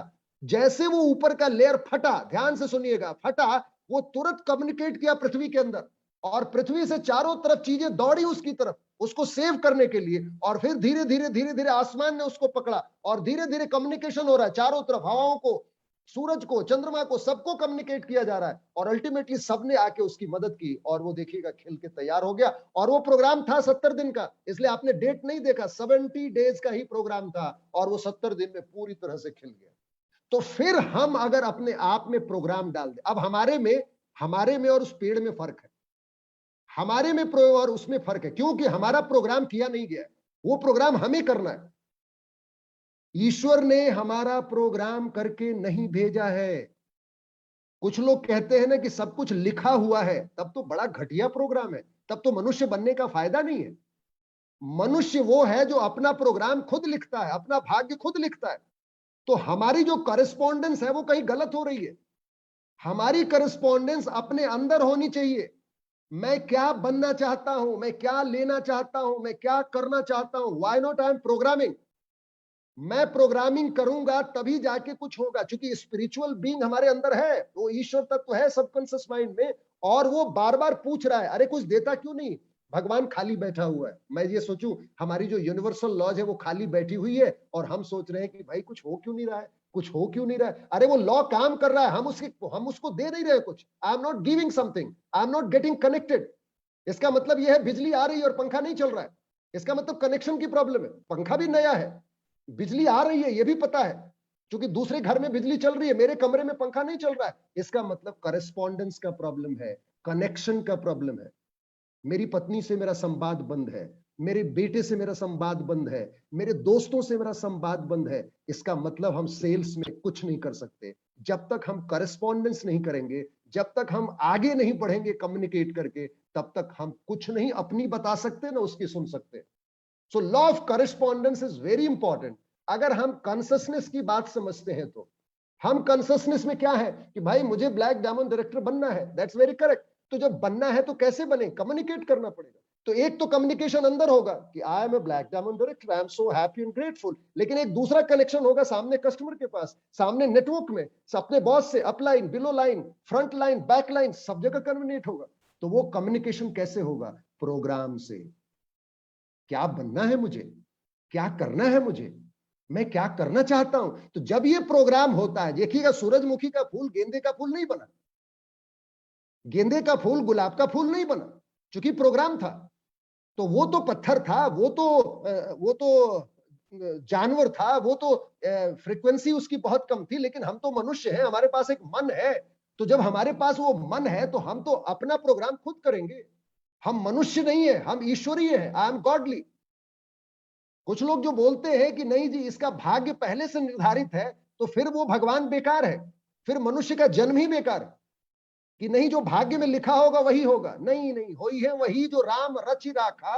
ये शायद शब्द का मतलब हमने समझा नहीं। राम कौन है, हु इज राम। राम मैं हूं, राम तो शब्द है, और वो शब्द मेरा, मैं मनुकूल हूं। जैसे राम वैसे मनुकूल। तो राम में और मनुकूल में कोई फर्क नहीं है। बस राम जो थे वो अपने आप को हाईएस्ट लेवल पे पहुंचा चुके थे, और मैं बहुत नीचे लेवल पे हूं, मेरी फ्रीक्वेंसी उस लेवल पे पहुंची नहीं है। दैट नहीं फर्क है। मैं अगर उसको दूसरे भाषा में समझाऊं तो एक सीढ़ी लगी हुई है, उस टॉप सीढ़ी पे राम खड़े हैं और छत के ऊपर राम खड़े हैं, और मैं वो पहली सीढ़ी पे खड़ा हूं। बात तो इतना ही है। उनको मालूम है कि मैं कहां जा रहा हूं, मुझे उनको मालूम है उनका प्रोग्राम क्या है। उन्होंने अपने प्रोग्राम को डाल दिया था। मैं इस पृथ्वी पे ये काम करने आया हूं, उनको ये पता नहीं था। उनके गुरुओं ने उनको डाला, उनके उनके उनके पिता ने डाला। आपको शायद एक दृश्य याद हो गया, दशरथ जाने राम को घर से बाहर जाने नहीं देना चाहते थे, वाल्मीकि विश्वामित्र के साथ। वशिष्ठ ने कहा जाने दिया जाए, इसमें समाज का भला होगा, इसमें आपके कुल का भला होगा, राम को जाने दिया जाए शिक्षा के लिए। नहीं तो वो रोने लगे थे चित्कार मार के। इसका मतलब दो गुरुओं ने, विश्वामित्र ने और वशिष्ठ ने मिलकर प्रोग्रामिंग की, और वो प्रोग्रामिंग के अनुसार वो इतना बड़ा, इतना सारी चीजें जो भविष्य में दिखनी शुरू हुई।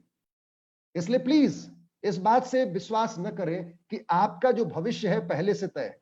अगर पहले से तय है तब वो बेकार का ईश्वर है, वो बेकार का भगवान है, वो बेकार का मनुष्य बनाया। क्योंकि फिर तो मैं डिपेंडेंट हो गया ना, फिर तो मैं जानवर जैसा हो गया। जैसे कुत्ते का भाग्य वैसे मनुष्य का भाग्य। नो नो नो नो, हमारा भाग्य मेरे हाथ में है। I am the creator of my life, और वो होगा केवल लॉ ऑफ करेस्पॉन्डेंस से। हम क्या करेस्पॉन्ड कर रहा हूं मैं अपने आप से, मैं क्या कम्युनिकेट कर रहा हूं अपने आप से, और बाहर कस्टमर से क्या कम्युनिकेट कर रहा हूं, मैं अपने घर में क्या कम्युनिकेट कर रहा हूं। अगर जो कम्युनिकेट करूंगा वही मेरे जीवन में होगा। That's very simple. हेलो, मेरी आवाज आ रही है सर? यस सर, आ रही है सर। तो चौथा, पांचवा लॉ है the law of causes and effects. Nothing happens by chance. ये भी आप बहुत बहुत मतलब सीरियसली समझेंगे। कोई भी चीज अपने आप नहीं होती है, कोई चीज अपने आप यकाएक नहीं होती है। Every action has equal and opposite reaction. हमने बहुत पहले पढ़ा है न्यूटन के तीसरा लॉ कि कोई भी चीज जो होती है उसका एक रिएक्शन होता है। जो भी मैं बोऊंगा, as I so shell I reap, जो मैं बोऊंगा वही काटूंगा। बोया पेड़ बबूल का तो आम कहां से होए। If I am thinking successful and I'm feeling and speaking like successful person, taking a successful action, eventually I will become successful। बड़ा सुंदर नियम है कि मैं अगर सक्सेसफुल सोचता हूं, मैं अगर सक्सेसफुल आदमी की तरह बोलता हूं, चलता हूं, बैठता हूं, और मैं एक्शन भी सक्सेसफुल लेता हूं, तो फिर मुझे कोई रोक नहीं सकता सक्सेसफुल होने में। ये नियम बताता है कि तुझे अपने आप को वही चीज डालनी है जो तू चाहता है। जो तू चाहता है बस वही सोचना है, और वही चीज बीज बोना है। जो बीज बोया है वही फल बनेगा, इसके अलावा कोई दूसरा रास्ता नहीं। The sixth law is law of compensation. आपके जीवन में कितना पैसा आएगा ये भी नियम है, और वो पैसा कितना आएगा वो आपके कंट्रीब्यूशन पे डिपेंड करता है। The law is applied to blessings and abundance, यानी आपके जीवन में कितनी खुशियां आएंगी और कितना पैसा और कितना वेल्थ आएगा, कितनी प्रॉस्पेरिटी आएगा। आप ध्यान रखें, the good we do eventually come back to us, यानी मैं जितना चीज दिया हूं वही मेरे पास आने वाला है। मैंने जितनी मदद की है लोगों को, उतनी ही मदद मेरे पास आने वाली है, और वो मेनी फोल्ड में आने वाली है। इसलिए नेटवर्क मार्केटिंग में अगर हम काम करते हैं तो इस बात को समझ लेना चाहिए कि मैं जितना भी दूसरों की मदद करूंगा, मैं जितना लोगों को सफल बनाऊंगा, उतना मैं सफल बनूंगा। इसलिए एक बहुत अच्छी परिभाषा है सफलता की कि आप जो अपने लिए चाहते हो वही दूसरों को दे दो, वापस तेरे पास आ जाएगी। अगर तू सफल बनना चाहता है तो दूसरों को सफल बनाओ, जितने लोगों को सफल बना सकते हो, जितने लोगों को ब्लैक डायमंड डायरेक्टर बना सकते हो, तो तुम ब्लैक डायमंड डायरेक्टर तो हो गए ही, उसके ऊपर भी जा सकते हो। उसके ऊपर भी जितना लेयर है, हाईएस्ट लेवल लेयर है मोदी केयर में, आप वहां पहुंच सकते हो, लेकिन किसी दूसरे का टांग खींच के नहीं जा सकते। लॉ ऑफ कंपनसेशन का मतलब है compensation is directly proportionate to our contribution. हमने कितना कंट्रीब्यूट किया है। नरेंद्र मोदी आज प्रधानमंत्री इसलिए है कि उसने कंट्रीब्यूट किया है पीछे। राहुल गांधी की कंट्रीब्यूशन नहीं है, अगर वो कंट्रीब्यूट करने लगे तो वो भी पहुंच सकता है। आप जरा ध्यान देखें, समाज में जितने कंट्रीब्यूटर्स हैं वही सक्सेसफुल आगे हैं, वही जाके बहुत बड़े लोग बने। तो आपके मन में ये सवाल होना चाहिए कि मैं अपने घर में, अपने समाज में, अपने पड़ोस में क्या कंट्रीब्यूट करता हूं। न पैसे से, न काम से, न सोच से, न हाथ से, न पढ़ाई से, न किसी चीज में कंट्रीब्यूट अगर करता हूं तो फिर मेरे जीवन में बहुत सारी चीज आ सकती है। इसलिए if you are not happy, अगर आप बहुत खुश नहीं है तो आप जरा देखिए, see what you are giving. आप जरा सोचिए आप क्या दे रहे हैं। अगर आप गाली दे रहे हैं तो खुशी कहां से आने वाली।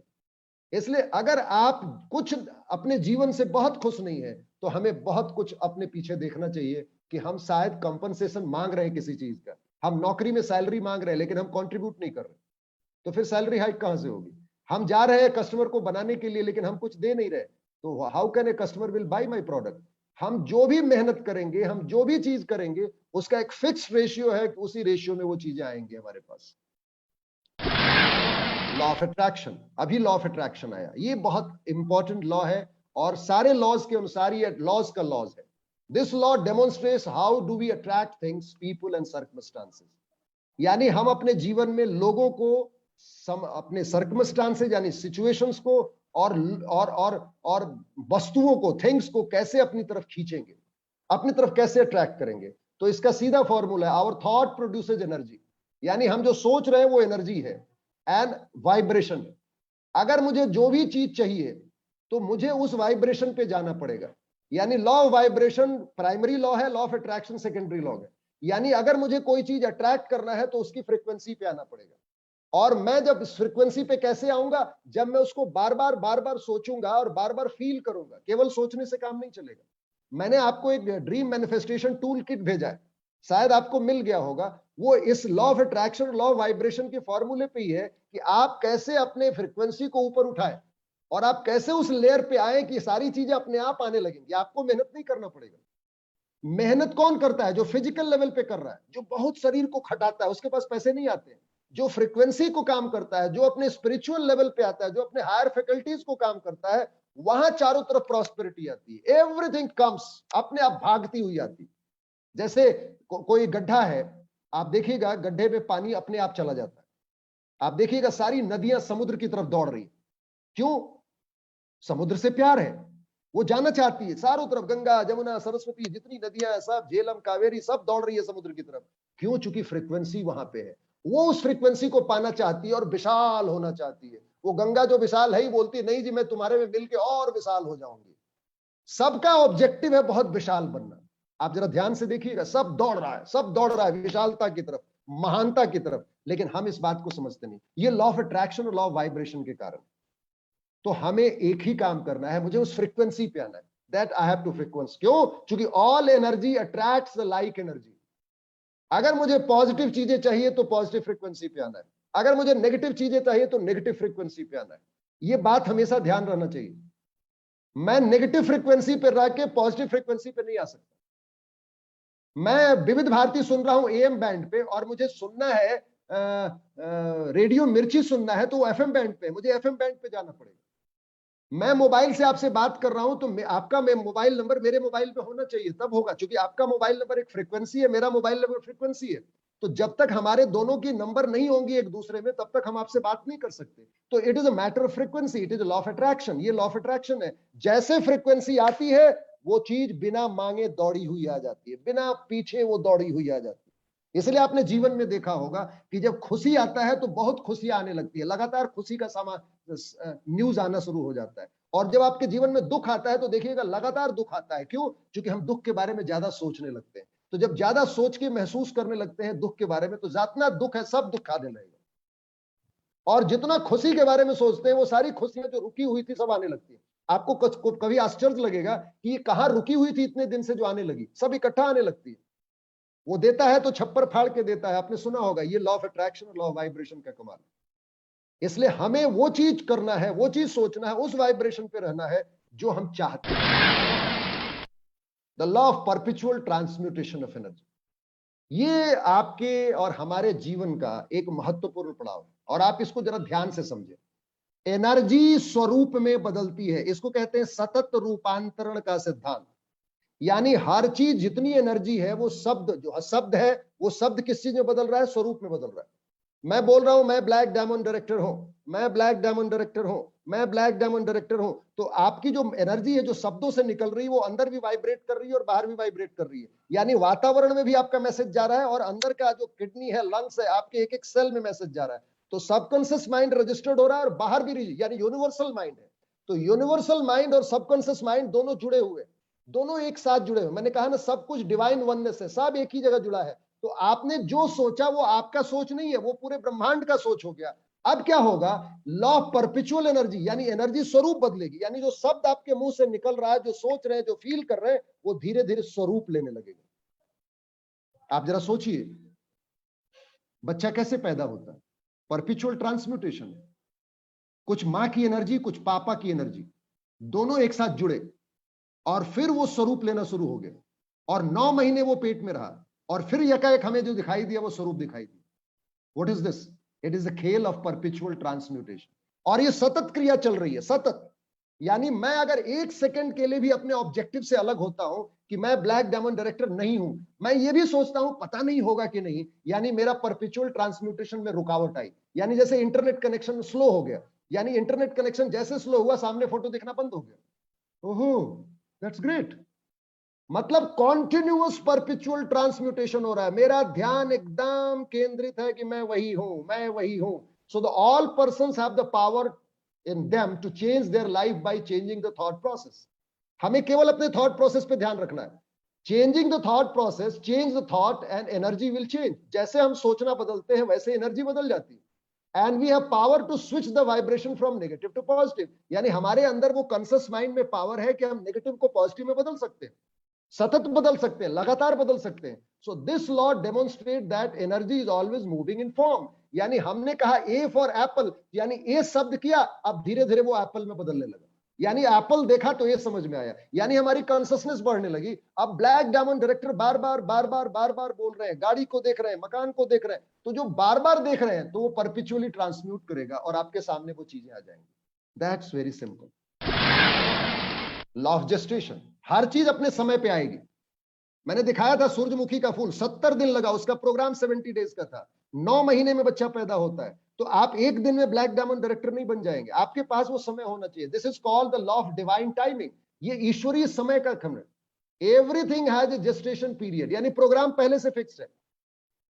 फॉर मैनिफेस्टेशन, यानी वो चीज जो बनेगी वो प्रोग्राम डिवाइन टाइमिंग के अनुसार बनेगी। Everything you so in your subconscious mind, यानी जो भी चीज हम परपेचुअल ट्रांसम्यूटेशन के सिद्धांत से, डिवाइन और लॉ ऑफ वाइब्रेशन और लॉ ऑफ अट्रैक्शन के सिद्धांत पे अपने सबकॉन्शियस माइंड में बार बार रिपीट करके लॉ ऑफ ऑटो सजेशन के माध्यम से जो सबकॉन्शियस माइंड में डालेंगे, वो क्या होगा? Will manifest in divine timing, not earlier not after. न पहले वो होगा न बाद में होगा। आप कितना भी घबराइए, कुछ नहीं होगा। इसलिए सबसे अच्छा नियम क्या है मालूम? ध्यान काम पे रहना चाहिए, और सपना जो है वो कार का और वो ब्लैक डायमंड डायरेक्टर का फोटो होनी चाहिए। यानी मेरा फोटो हमेशा मेरे दिमाग में रहना चाहिए, लेकिन दिमाग का शरीर चलते रहना चाहिए, मूवमेंट होनी चाहिए, यानी एनर्जी का ट्रांसम्यूटेशन होना चाहिए, और फोटोग्राफ होना चाहिए कि वो ट्रांसम्यूट करेगी तो कोई दूसरे फोटो में ना कन्वर्ट हो जाए, क्रिमिनल में ना कन्वर्ट हो जाए, गरीबी में ना कन्वर्ट हो जाए। इसलिए मैं काम करता रहूंगा, अपने डायरेक्शन में चलता रहूंगा, लेकिन फोटो मेरे दिमाग में चलती रहेगी, फोटो दिमाग में चलती रहेगी। इसीलिए कहा जाता है, आप देखिएगा, मेरे माँ, मेरे पापा, आपने भी बुजुर्गों से सुना होगा कि जब औरत प्रेग्नेंट हो रही है या प्रेग्नेंट होती है तो उसके सामने कृष्ण की फोटो रखो, बाल कृष्ण की। क्यों? क्योंकि वो एनर्जी जो है ना, वो जो जो चीज देख रही है औरत, उसी का स्वरूप लेगा। वो जो औरत उस समय 9 महीने में देखेगी ना, वो कृष्ण का स्वरूप उसके अंदर जाएगा, और वो सारा जो फोटोग्राफ है वो कृष्ण के जैसा ही होगा। लेकिन हमने क्या किया? हमने इस बात पे ध्यान नहीं दिया। परपेचुअल ट्रांसम्यूटेशन का बहुत सीधा संबंध है हमारे एक्शन से, और हमारे जीवन में जो जो चीजें आती हैं, जो जो चीजें चारों तरफ हमारे अंदर आ रही है, फिजिकल, यानी गाड़ी है, बंगला है, मकान है, प्रॉस्पेरिटी है, वो सब इसी सिद्धांत से इंस्पायर होके आती है। इसलिए हमें एकदम क्लियर कट होना चाहिए कि मुझे ये चीज चाहिए, ये चीज नहीं चाहिए। जो नहीं चाहिए उधर ध्यान नहीं। अगर मुझे गरीबी नहीं चाहिए तो गरीबी की तरफ से ध्यान हटाइए। अगर मुझे अमीरी चाहिए तो अमीर की तरफ ध्यान रखिए।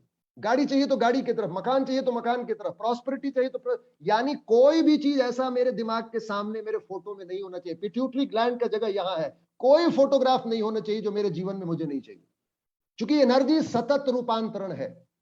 मैंने आपको एक एग्जाम्पल और दिया था कि हम 70 साल के लिए रूप में दिखाई दे रहे हैं और फिर खत्म हो जाएंगे, यानी फिर हो गए नॉन फिजिकल, और इसके पहले हम नॉन फिजिकल थे, फिर बीच में फिजिकल हो गए, फिर नॉन फिजिकल हो जाएंगे। तो इसी तरह से सारी दुनिया चल रही है। तो हम इस बात को यूनिवर्सल लॉ समझे, और ये यूनिवर्सल लॉ हमेशा काम कर रहा है। All the time it is working. The 10th law, the law of relativity, ये आइंस्टाइन का सिद्धांत, इसी पे जिसपे नोबेल प्राइज मिला। Each person will receive service of challenges, obstacle, test to strengthen the light inside. Very important line. आप जरा इसको ध्यान से समझ लीजिए। हर आदमी को उस लाइट को मजबूत करने के लिए, जो लाइट दिख रही है आपके अंदर, उसको मजबूत करने के लिए टेस्ट किया जाएगा, उसके आगे बाधा खड़ी की जाएगी, उसको चैलेंज दिया जाएगा। ये यूनिवर्स करता है। आपको बड़ा बनाएगा तो आपके सामने बड़ा सा पहाड़ रख देगा, अब इसको चढ़ के दिखाओ, यानी रोज नया चैलेंज देगा। आप लोग बोलते हैं जिसको रोज नया प्रॉब्लम देगा, और उस प्रॉब्लम से जब मैं एक हाथ करूंगा, लड़ाई करूंगा, तो मैं बड़ा हो जाऊंगा, यानी मेरे अंदर वो ताकत बढ़ जाएगी। इसलिए जब भी मार्केट प्लेस में कोई चैलेंज आ रही है तो आप इसको ध्यान में रखें कि वो मुझे बड़ा बनाने के लिए आ रही है। जो डब्ल्यू क्लेमेंट स्टोन ने कहा, जब वो छोटा बच्चा था 6 साल का, तो पेपर बेचने गया था पहली बार। तो जब पहला पेपर नहीं बिक रहा था, तो चूंकि वो पैसा खरीदा था, पेपर को खरीद के लाया था बेचने के लिए, तो वो सोचने लगा कि अब मैं क्या करूं, मेरा तो पैसा डूब जाएगा। अब ये प्रॉब्लम आ गई, घर में माँ बैठी हुई है, खाना कैसे बनेगा। अब उसने अपनी सारी ताकत लगा दी और वो बड़ा हो गया। जैसे पहला पेपर बिका, वो एकदम नाचने लगा, फिर दूसरा बिका, फिर तीसरा बिका, और उसको बेचने की आदत लग गई। अब उसको फॉर्मूला समझ में आ गया कि बिकता कैसे है। वो चारों तरफ उसके सीनियर सेल्समैन थे, उसको रोकते थे, लेकिन वो चुपके से चला जाता था होटल में, वहां बेच के आ जाता था, वहां बेच। अब उसको टेक्निक आ गया, उसको नॉलेज आ गया कि कैसे बिकेगा। तो हम जब मार्केट में है, नेटवर्किंग में, तो जब हम पहला कॉल करने जाते हैं तो डर लगता है, दूसरा कॉल जाते हैं डर लगता है, लेकिन जैसे पहला कस्टमर कन्वर्ट होता है, हमारा कॉन्फिडेंस बढ़ जाता है। This is called law of relativity, यानी हम अपने पुराने से अपने नए को तोड़ने लगते हैं। यहां एक और चीज कहता है कि the law says that we shall compare our position with others also. अगर हमें आगे बढ़ना है जीवन में, तो हमें अपने अंदर तो कंपैरिजन करना चाहिए, लेकिन बाहर भी कंपैरिजन करना चाहिए कि हम कितना काम कर रहे हैं। सामने वाला 18 घंटे काम कर रहा है और मैं 5 घंटे काम कर रहा हूं। सचिन तेंदुलकर इतना मेहनत कर रहा है और मैं कुछ नहीं कर रहा हूं। ये भी कहता है ये लॉ। ये लोग कहता है कि जरा बाहर कंपेयर तो करो, जो सक्सेसफुल आदमी है वो क्या कर रहा है। तो हम क्या करते हैं, सक्सेसफुल आदमी के बारे में गाली देते हैं। हम क्या करते हैं, सक्सेसफुल आदमी से जीत नहीं पाते तो उसके बारे में खिलाफ आवाज उठाते हैं, चोरी चमारी करा देते हैं, उसकी गाड़ी को तोड़ देते हैं। That is not relativity. Relativity कहती है जरा देखो तो वो किस लेवल पे है, किस फ्रीक्वेंसी पे है और तू कहां पे है, और उस कंपेयर को रियल पर्सपेक्टिव में रखो। यानी उसके साथ कंपटीशन करने मत जाओ, अपने अंदर चेंजेस लाओ। उसके अंदर जीत नहीं पाओगे उससे, तुम अपने अंदर जो पुरानी चीजें हैं उसके साथ कंपीट करो कि मुझे अब आगे बढ़ना है तो अपने आप को कैसे चेंज करे, और उसके सिद्धांत से उसने जो काम किया है वो काम में रिपीट करो, जिसको बोलते हैं डुप्लीकेट करना। वो जैसे मेरे बॉस कर रहे हैं, उनके बॉस कर रहे हैं, वो वैसा मैं काम करूं। I have to duplicate my self. तो जब वो डुप्लीकेट करेंगे तो मुझे भी सीख आ जाएगी। सो एवरीथिंग इज रिलेटिव, हर चीज रिलेटिव। जैसे टॉयलेट का रूम है और बेडरूम है, ये रिलेटिव है, छोटा है वो और बेडरूम बड़ा है, इस बेडरूम से हमारा बरामदा बड़ा है। तो हर चीज कंपैरिजन है, हर चीज में कंपैरिजन होगा, लेकिन उसको रियल पर्सपेक्टिव में रखना है कि वो मेरे फायदे के लिए हो। ऐसा ना हो कि कंपैरिजन करके मैं नीचे आ जाऊं। तो हमेशा ध्यान रहे कि मुझे उसे सीखना है, स्किल सीखना है। तो रियल लॉ ऑफ रिलेटिविटी ये कहता है। लॉ ऑफ पोलैरिटी ये बहुत इंपॉर्टेंट है कि हर चीज का उल्टा होता है। यानी नेगेटिव है तो पॉजिटिव होगा, अंदर है तो बाहर होगा, ऊपर है तो नीचे होगा। अगर मैं अंदर को हटाऊंगा तो बाहर भी हट जाएगा। यानी अगर मैं किताब दिखाऊं आपको तो इस किताब में ये बाहर भी है तो इधर अंदर भी है, ये इधर साइड है तो इधर भी है, लंबाई है तो चौड़ाई भी है, यानी चारों तरफ। मगर मैं किसी चीज को हटाऊं, अगर मैं इस किताब को लेके काटना शुरू करूं तो काटूंगा तो ये ऊपर का हिस्सा कटेगा तो नीचे भी कटेगा। इसलिए हमेशा ध्यान रखना चाहिए कि हमारे पास जहां फोकस होगी वही आएगा। यानी the law says that what we focus will expand. यानी जिधर मेरा ध्यान रहेगा वो चीज मेरे तरफ बहुत बड़ी होके आएगी। जिस चीज को मैं बार बार देख रहा हूं वो अपने आप बड़ा होता जाएगा। अब जरा सोचिए, नरेंद्र मोदी को 130 करोड़ लोगों ने देखा और उसको कहां पहुंचा दिया, चाय बेचने वाले को। अगर मैं भी अपने बारे में सोचूं, अगर सोचिए मैं अपने आप को देखना शुरू करूं तो मैं बड़ा होऊंगा। उसके बाद समाज के लोग मुझे देखने लगेंगे, अरे ये आदमी बड़ा हो रहा है। अब वो बोलने लगेंगे, अरे ये बड़ा हो रहा है, देख सक्सेसफुल है, देख सक्सेसफुल है। तो मैं तो अंदर बोल ही रहा हूं सक्सेसफुल हूं, बाहर भी लोग बोलने लगे, अरे ये सक्सेसफुल है, अरे he is a very good, he is a very good person, he is a very good person. तो अब ये पूरी एनर्जी चारों तरफ वातावरण में फैलेगी और मैं दिन दूनी रात चौगुनी तरक्की करता जाऊंगा। तो आपको यह ध्यान रखना चाहिए कि मैं जो अंदर बोल रहा हूं वो काम से बाहर परिभाषित करूं तो व्हाट हैपन कि बाहर के लोग भी मेरे बारे में बोलने लगेंगे। लेकिन हम काम कर रहे हैं और बाहर के लोग उल्टा बोल रहे हैं। इसलिए हमेशा ध्यान रहे, आप जितना तेजी से आगे बढ़ेंगे उतनी तेजी से फोर्स से आपको गिराने की भी कोशिश होगी। यानी कुछ लोग ऐसे होंगे जो आपको आगे बढ़ने नहीं देंगे। पोलैरिटी का मतलब ये भी होता है। यानी मेरा ध्यान कहां होना चाहिए, जो लोग खींच रहे हैं, गाली दे रहे हैं, उधर नहीं होना चाहिए। मेरा ध्यान होना चाहिए जहां काम कर रहा हूं मैं, लोग क्या कह रहे हैं इससे कोई मतलब नहीं, क्योंकि मेरा ध्यान जैसे उधर गया मैं गिर जाऊंगा, I will just fall down. क्योंकि उसकी ताकत ज्यादा होगी, क्योंकि गरीबों की संख्या ज्यादा है, अमीरों की संख्या कम है, तो वो गरीबों खींच लेगा, वो खत्म कर देगा हमें। तो हमारा ध्यान एकदम सीधा होना चाहिए, मुझे क्या चाहिए, मुझे क्या करना है, और मैं सीधे चला जाऊंगा, मैं किसी के ऊपर कान नहीं दूंगा। That is called the law of polarity. Law of rhythm, that's very important. हर चीज रिदम में है। जैसे सागर की लहर है वो रिदम में है, जैसे जाड़ा गर्मी बरसात रिदम में है, यानी 3-3 महीने पे आता है। तो आप ध्यान रखें, आपके पास अगर कोई टफ चैलेंज आया है, दुख का समय चल रहा है, तो वो भी चला जाएगा। मैक्सिमम टाइम 3 महीने। जैसे ऋतुएं 3 महीने में बदल जाती है, आप समझ लीजिए सब चीज 3 महीने में बदल जाएगा। आप समझ लीजिए छोटा प्रॉब्लम होगा तो 7 दिन में बदल जाएगा, थोड़ा सा बड़ा होगा तो 14 दिन में बदल जाएगा, उससे ज्यादा बड़ा होगा तो 30 दिन में बदल जाएगा, और बहुत बड़ा होगा, बहुत बड़ा, तो 7 साल में बदल जाएगा। 7 ऑर्डर्स है। तो इसलिए घबराने की क्या जरूरत है। 70 साल जीना है आपको, समझ लीजिए 10 बार सीजन बदलेंगे। 7-7 साल का एक सीजन होता है, 7 ईयर्स में बदलाव होता है। तो अगर ये 7 साल मेरा खराब गया है तो मुझे अगले 7 साल में 14 साल का काम करना चाहिए। फिर 7 साल का जो अगला आने वाला है वो नीचे आएगा, डिप आएगा। इसलिए आप पहले से आप इस 7 साल को प्रमोट कीजिए कि नहीं कि मुझे अगला भी ध्यान होना चाहिए कि फिर से डिप आएगा और फिर वहां से ऊपर उठूंगा। ध्यान रहे ये सीजन चलता रहता है। इसलिए season comes and goes in cycle. Do keep the focus on what you want in life. आपको ध्यान रहना चाहिए मुझे क्या करना है, दैट्स ऑल। सीजन आएगा जाएगा, लोग आएंगे, things people situations will coming and going in life. यानी सब कुछ आएगी जाएगी, उस पर ध्यान नहीं होना चाहिए। ध्यान होना चाहिए मुझे कहां जाना है, कौन है, मैं कहां हूं, बस केवल यही ध्यान होना चाहिए। बाकी सब चीज अपने आप आएंगी जाएंगी, आपको झाड़ते रहिए। जैसे कपड़ा फटा नया आ गया वो इस तरह से चलता रहेगा, लोग आते जाते रहेंगे। That is called law. This is law of belief, that is a very big thing. आप देखिए हाथी का घर है, हाथी में इतनी ताकत है कि वो एक बार चाहे तो चेन को तोड़ सकता है। लेकिन वो चेन एक बार उसको बचपन में आदत लगा दिया, उस चेन में फंसा के, अब वो हिलता ही नहीं है। क्योंकि शुरू में उसने कोशिश किया था, वो तोड़ नहीं पाया, उसके बाद उसने सोचा अब छोड़ो क्या करेंगे, यही मेरी किस्मत है। और हमारे साथ भी यही होता है, हम एक बार मान लेते हैं कि अब नहीं होगा और बार बार अपने मन में बोलने लगते हैं कि नहीं होगा, और अल्टीमेटली नहीं होता। तो हमारी बिलीफ जो है वो हमें बनाती है। So what we fully believe in our thoughts, things and circumstances eventually become our reality.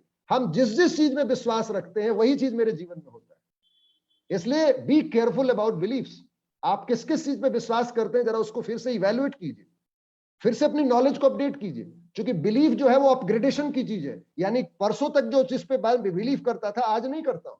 यानी 6 साल की उम्र थी तब मेरी बिलीफ क्या थी, अब आज 12 साल में है तो क्या बिलीफ है। आप देखिए, अभी आपको जान के, अभी अफगानिस्तान में वॉर हुआ है और सारी चीजें बदली है। जरा देखिए, हवाई जहाज पे ऊपर बच्चा बैठा है, उसके माँ बाप ने यह भी नहीं सिखाया कि हवाई जहाज पे ऊपर नहीं बैठा जाता। आप जरा सोचिए, हमारी बिलीफ कहां थी। हमारी बिलीफ थी कि अल्लाह मुझे बचा लेगा, हमारी बिलीफ थी कि भगवान मुझे बचा लेगा। मैं बार बार बोलता हूं कि भगवान नहीं बचाता, भगवान कभी किसी को नहीं बचाता। हमारे सबकॉन्शियस माइंड में वो फीड होना चाहिए कि मुझे क्या करना है। आप जरा देखिए कैसे लोग बैठे हुए थे प्लेन में, ऐसे लग रहा था कि वो बस में और ट्रक में बैठे हुए। That is belief.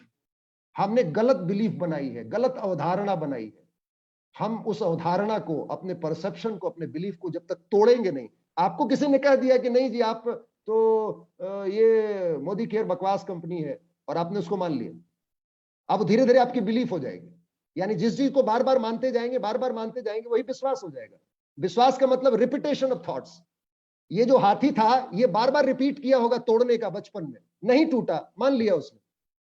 आपको भी कोई काम हो रहा है, जैसे मोदी केयर में 10 बार गए, आपने 10 बार किसी कस्टमर से मिले और वो काम नहीं हुआ, 10 जगह रिजेक्शन हुआ, आपने मान लिया कि नहीं होगा, अब वो नहीं होगा। अगर वो कॉन्टिन्यूअस रहता है कि नहीं जी मैं हिट करता जाऊंगा, मैं हिट करता जाऊंगा, let me break, let me break, let me break, break हो जाता। तो belief is very important, that is last but not the least, the law of gender. हर चीज का एक फेमिनाइन है और एक मैस्कुलिन, यानी हर चीज का एक औरत है और एक मर्द है, और दोनों के मिलने से कुछ पैदा होता है। अब यहां पे बहुत इंपॉर्टेंट चीज है, एक लंबी सांस लीजिए, आप जाने दीजिए, एक दूसरी लंबी सांस लीजिए, जाने दीजिए। अब जो मैं बोल रहा हूं जरा ध्यान से सुनिएगा। आपका जो माइंड है वो नेगेटिव है, mind is negative, energy is negative, electron का बहाव है। ध्यान से सुनिएगा, इस नेगेटिव में मुझे पॉजिटिव डालना पड़ेगा। पॉजिटिव क्या? फोटो डालनी पड़ेगी। तो नेगेटिव और पॉजिटिव से सर्किट पैदा होगा। सर्किट का मतलब समझते हैं आप, जैसे बैटरी में है, एक तरफ नेगेटिव और एक पॉजिटिव होता है। जब हम बैटरी को लगाते हैं तब लाइट निकलता है। यानी मेरे पास जो माइंड है वो नेगेटिव है, वो हमेशा नेगेटिव की तरफ जाएगा, हमेशा नेगेटिव की तरफ जाएगा। मुझे क्या करना है, उसको पॉजिटिव का एक फोटो डालना है। यानी मैं ब्लैक डायमंड डायरेक्टर हूं, बार बार फोटो डालेंगे, वो सर्किट लग जाएगा और आप ब्लैक डायमंड डायरेक्टर बन जाएंगे। यानी law of gender is very important for universe, जिसमें 95% लोग फेल हो जाते हैं।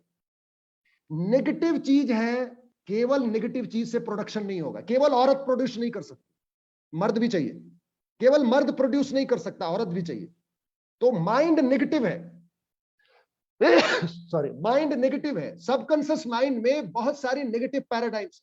अब मुझे क्या करना चाहिए, मेरा ध्यान उस नेगेटिव पे जा रहा है, तो मैं क्या करूं, एक पॉजिटिव फोटो डाल दूं और बार बार उस पॉजिटिव फोटो में डोलूं, तो नेगेटिव और पॉजिटिव दोनों अवेलेबल हो गया। अब बिजली पैदा होगी, अब यूनिवर्स कनेक्ट हो जाएगा और मुझे जो चाहिए वो मिल जाएगा। मुझे इसका फायदा उठाना है, माइंड के नेगेटिविटी का फायदा उठाना है पॉजिटिविटी डाल के। क्योंकि बैटरी में देखिएगा पॉजिटिव नेगेटिव दोनों पोल्स होते हैं। केवल नेगेटिव होता तो नहीं चलता, केवल पॉजिटिव होता तो नहीं चलता। तो फिर हमें इसका फायदा होना, इसीलिए मैंने शिवा का फोटो निकाला है। मैं मंजेश जी को बोलूंगा, मंजेश जी अगर मेरी आवाज सुन रहे हैं तो मैंने एक रिक्वेस्ट किया था उनसे एक चीज सुनाने के लिए। सर मेरी आवाज आ रही है आपको? हाँ मंजेश सर। हाँ बिल्कुल, संजीत जी के पास वो वीडियो है। संजीत जी जरा उसको लगाने के लिए, संजीत जी जरा उसको लगाएंगे तब ये बात समझ में, जरा ध्यान से देखें।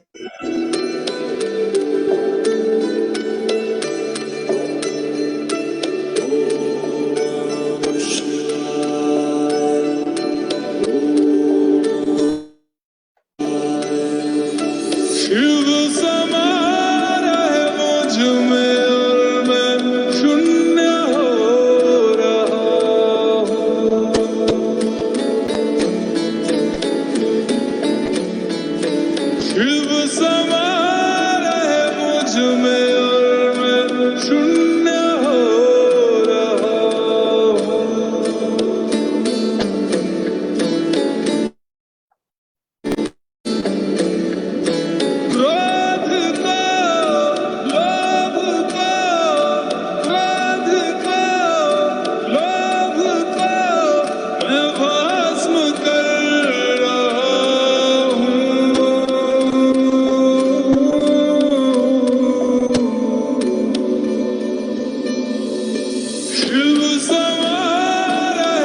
मुझ में और मैं शून्य हो रहा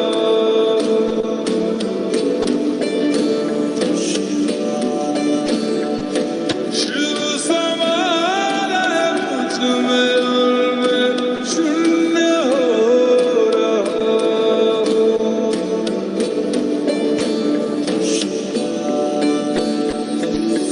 मुरारी सुरार्चित लिंगम निर्मल भासित शोभित लिंगम जन्मज दुख विनाशक लिंगम तत्प्रणमामि सदा शिवलिंगम मुरारी सुरार्चित लिंगम निर्मल भासित शोभित लिंगम जन्मज दुख विनाशक लिंगम तत्प्रणमामि सदा शिवलिंगम तेरी बनाई दुनिया में कोई तुझे सा मिला नहीं मैं तो भटका दर बदर कोई किनारा मिला नहीं जितना पास तुझको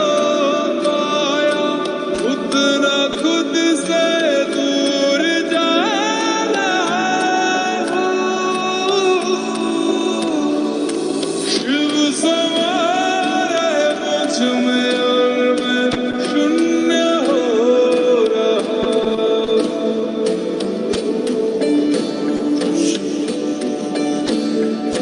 शिव समा रहे मुझ में और मैं शून्य हो रहा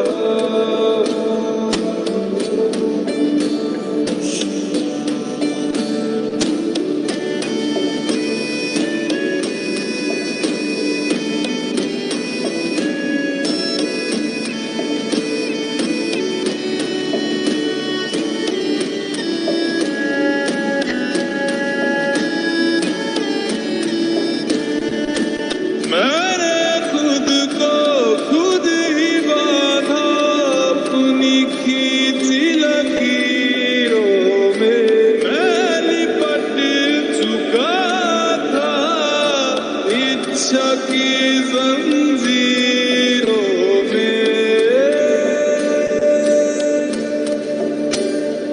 अनंत की गहराइयों में समय से दूर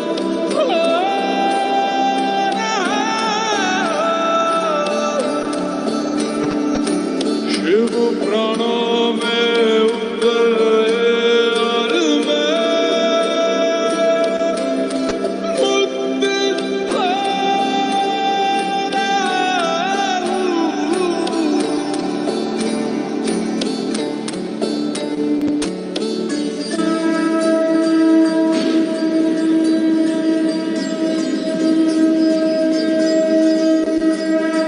वो सुबह की पहल किरण में वो कस्तूरी मन के हिरन में मेघों में गरजे कूद के गन में रंभा दो की रंभा मगन में वो ही वायु में वो ही आयु में वो ही जिस्म में वो ही रूह में वो ही छाया में वो ही धूप में वो ही हर एक रूप में वो भोले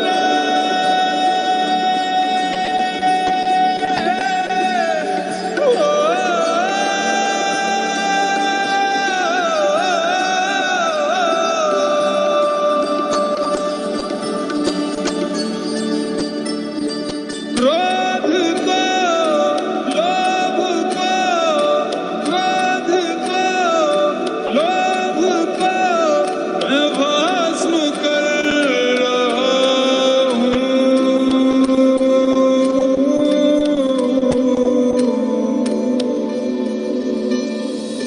शिव समा रहे मुझ में और मैं शून्य हो रहा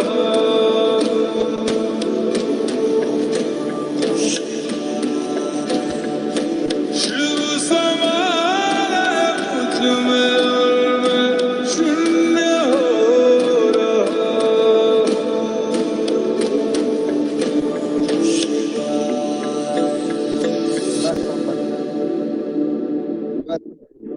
शिव समा रहे मुझ में और मैं शून्य हो रहा हूं. What is this? I am merging with universe. Very simple. मैं इस यूनिवर्सल लॉ के साथ अलाइन हो रहा हूं. मैं उस यूनिवर्सल लॉ जो 14 नियम है उसके साथ में अलाइन हो रहा हूं. और शिवा इज द आइडॉल, जिसको बोलते हैं कॉन्शसनेस है, सुप्रीम कॉन्शसनेस है. तो इसका मतलब ये नहीं कि मैं उस लेवल पे पहुंच नहीं सकता, मैं भी पहुंच सकता हूं, लेकिन मुझे ये 14 जो नियम है, जो बेसिक लॉज है, उनके साथ अलाइन होना पड़ेगा, उनके साथ मिलना पड़ेगा. मैं अपने एक एक काम को जब उसमें डालूंगा तो सेल्स तो कुछ नहीं है, सारी मैं तो बताऊं, एक कहानी में बड़ा सुंदर आपको बताऊं. एक आदमी बहुत बड़ा मैनेजिंग डायरेक्टर था और उसने प्रॉक्टर को बुलाया ट्रेनिंग देने के लिए, और मैं जो हूं उनका कॉपी करता हूं. आई मैं उनको भगवान की तरह मानता हूं. मैं उनकी एक एक चीज को देखता हूं, प्रॉक्टर को. तो वो जब ट्रेनिंग में गए तो वो यही पढ़ा रहे थे, यूनिवर्सल लॉ पढ़ा रहे थे. तो वो जो मैनेजिंग डायरेक्टर था वो उठ के मीटिंग से चला गया, क्योंकि उसने बुलाया था सेल्स के लिए और ये बात हो रही थी शिवा की और यूनिवर्सल लॉज की और दिस की दैट की. वो उनको समझ में नहीं आया, वो चले गए बाहर. तो लंच का टाइम था. जब लंच के टाइम में वो मिले तो प्रॉक्टर ने सवाल पूछा कि why you came out from this meeting. उन्होंने कहा, सर मेरे को लगता है ये इररिलेवेंट टॉपिक थी जो बात हो रही थी. तो प्रॉक्टर ने पूछा उनसे, प्रॉक्टर ने कहा okay what do you want, आप जो ये मीटिंग करा रहे हो मेरे से, ये किस चीज के लिए करा रहे हो, what do you want in life, आप क्या चाहते हो. उन्होंने कहा, मुझे एक बिल्डिंग है ना, उस बिल्डिंग में गैरेज नहीं मिल रहा, वो गैरेज खरीदना चाहता हूं. यानी उस मैनेजिंग डायरेक्टर की सोच उस गैरेज पे थी कि मेरी कार है BMW कार, वो पानी में भीग रही है, मुझे गैरेज चाहिए. प्रॉक्टर हंसे. प्रॉक्टर ने कहा, मैं जो पढ़ा रहा था उससे पूरी बिल्डिंग खरीद सकते थे और आपको गैरेज की पड़ी है. आपको ये बात समझ में नहीं आएगी मिस्टर. मैं उस गैरेज पे बात ही नहीं कर रहा था, मैं बोल रहा था पूरे ब्रह्मांड का प्रणेता बनने की बात, और आप आ गए उस गाड़ी पे और उस घोड़े पे. मैं बोल रहा हूं शिवा की बात, मैं बोल रहा हूं उस यूनिवर्सल लॉ की बात, और आपको वो सुनाई नहीं दे रही है. It means that you are not fit for this position of managing director. आपको अपनी सोच दिखाई दे रही है, आपको अपने टीम की सोच नहीं दिख रही है, आपको सारे लोगों की सोच नहीं दिख रही है. It means that you don't deserve to be global black diamond director. आप नहीं बन सकते. मैं बोल रहा हूं सारी चीज आपकी है, और आप बोलो नहीं जी ये सूरज मेरा नहीं है, ये पृथ्वी मेरी नहीं है, ये चांद मेरा नहीं है. सब तो सुपर नेचुरल थिंग क्या है, what is this, super consciousness क्या है. सुपर कॉन्शसनेस है सब मेरा है, एवरीथिंग इज माइन, सब मेरा है. और तब जो शिवा का वो स्वरूप है, वो ये जो गाना बज रहा था, वो क्या बज रहा था, नागेंद्र हाराय तिरोचनाय भस्मांग रागाय महेश्वराय. ये क्या है, व्हाट इज दिस. हमने शब्दों पे ध्यान नहीं दिया.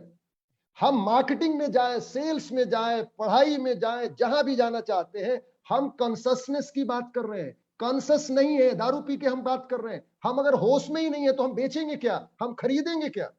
That is very important.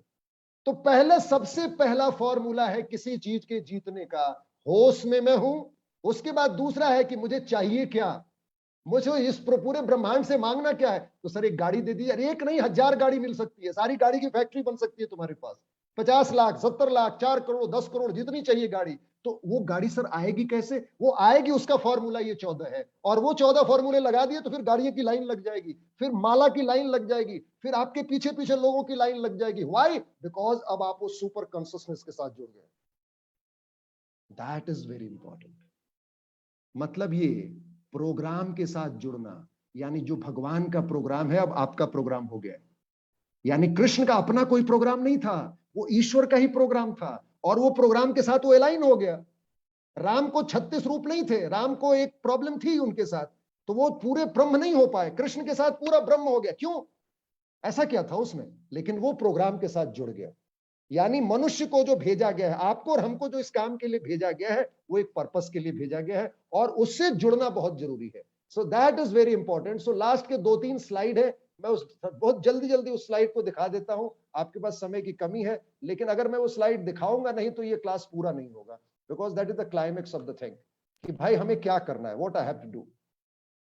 तो जरा ध्यान से देखेंगे आप, हर चीज में नेगेटिव और positive. Progress of nature is expression of the higher level. यानी ये जो बाहर फोटो दिख रही है आपका, ये आपका एक्सप्रेशन है. आप कहीं उल्टा मत समझ लीजिएगा कि इस एक्सप्रेशन के चलते मैं हूं, क्योंकि ओरिजिनेशन आपके माइंड में है, कन्वर्जेंस आपके माइंड में है, और ये चारों तरफ रोशनी आपकी है. आपका लाइट दिख रहा है, आपकी प्रॉस्पेरिटी दिख रही है, आपका धन दिख रहा है, और ये पहले से था. आप उस फ्रीक्वेंसी और उस एक्सप्रेशन में गए, और उस अवेयरनेस में आए, उस कॉन्शियसनेस में आए, सारी चीजें आ गई आपके पास। That's very simple. You are God's highest form of creation with higher faculties. मैं इसको 1000 बार बोलता हूं और मैं हमेशा बोलता रहूंगा कि मैं जानवर नहीं हूं, मैं मनुष्य हूं, और मेरे पास इंटेलेक्चुअल फैकल्टीज है, perception, imagination, will power, reason, intuition and memory. और ये जिसके पास है वो शिवा है, वो शंकर है, वो ईश्वर तत्व है। और वो काम कैसे करता है? Thought is coming into the power, is coming into your consciousness, और उसमें आपको जो चुनना है चुनिए, उसको अफॉर्म कीजिए। मैंने आपको इसी के लिए सेल्फ इमेज बनाना है, आपको अपनी इमेज बनाइए। I am a black diamond director. आपको बार बार बोलना पड़ेगा, I am so happy and grateful that I am black diamond director, और फिर वो वाइब्रेशन शरीर में पैदा होगा, फिर एक्शन चेंज होगा, फिर रिजल्ट चेंज हो जाएगा। लेकिन फील करना होगा, केवल शब्दों से काम करना। वी आर हायर फैकल्टीज, हमारे पास our higher self is perfect. हमारा जो हायर सेल्फ है, जो हमारे पास 6 परसेप्शंस, 6 हायर फैकल्टीज है, एकदम परफेक्ट है। हमने यूज नहीं किया है लेकिन परफेक्ट है। Our spiritual DNA is perfect. हमारा बायोलॉजिकल डीएनए गड़बड़ है, किडनी कुछ गड़बड़ हो गया है, ब्लड में कुछ गड़बड़ हो गया है, मेरा हाथ पैर थोड़ा फूल गया है, इससे स्पिरिट को कोई लेना देना नहीं। आप कहीं गलतफहमी में, आत्मा को इससे कोई मतलब नहीं है। आत्मा को थॉट से मतलब है, आत्मा को आपके विचार से मतलब है, स्पिरिचुअल एनर्जी को विचार से मतलब है। हमारा अगर शरीर काम नहीं कर रहा है तो इसका मतलब हमारा आत्मा खराब हो गया, ऐसा नहीं है। आपने देखा होगा कितने बीमार लोग हैं, वो बहुत बड़े बड़े काम कर गए। आप जरा देखिए, एक साइंटिस्ट था जिसको पैरालिसिस मार गया, अभी हाल में मरा है वो, हॉकिंस। उसका माइंड काम कर रहा था केवल, उसका शरीर पैरालाइज था, वो चुपचाप बैठा था, और उसने सारे साइंस के रिसर्चेस कर लिए, and he has awarded the Nobel prize.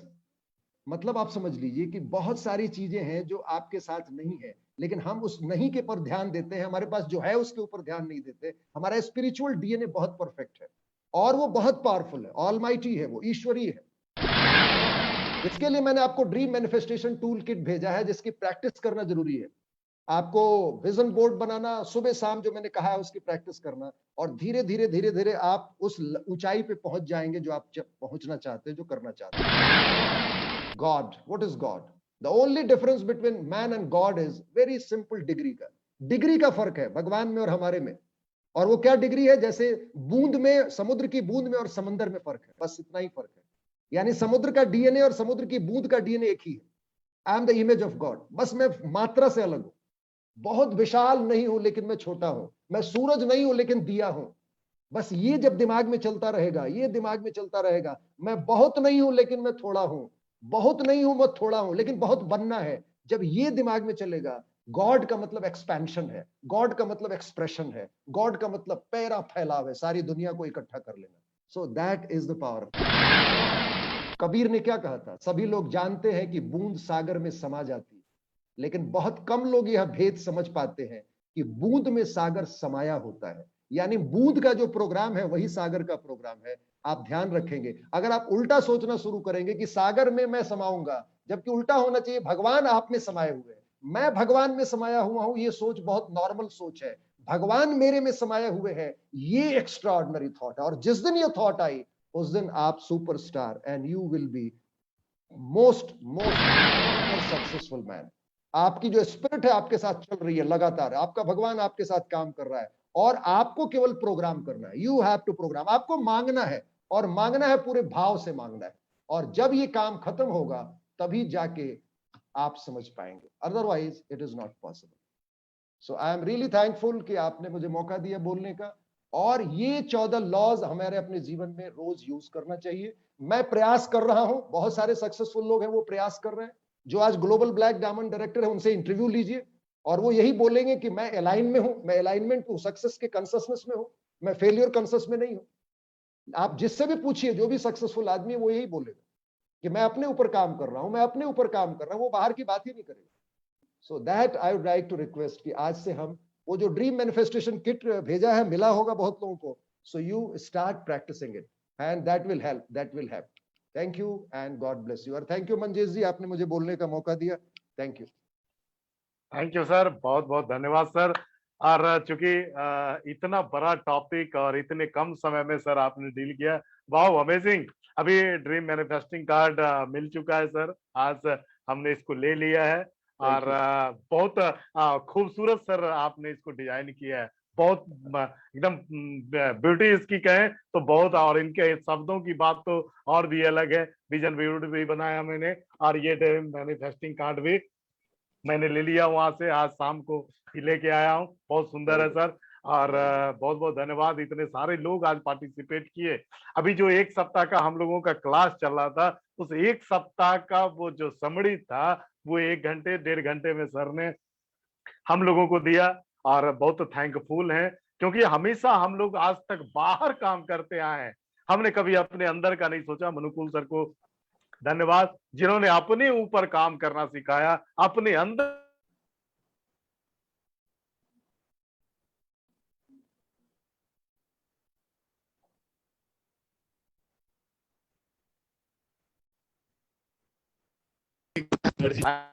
बहुत बहुत धन्यवाद। और चूंकि समय की अपनी मर्यादा है, तो प्रोग्राम समाप्त करने से पहले हम मंजे सर से रिक्वेस्ट करेंगे, सर का 2 शब्द हो और प्रोग्राम की समाप्ति हो। Thank you sir.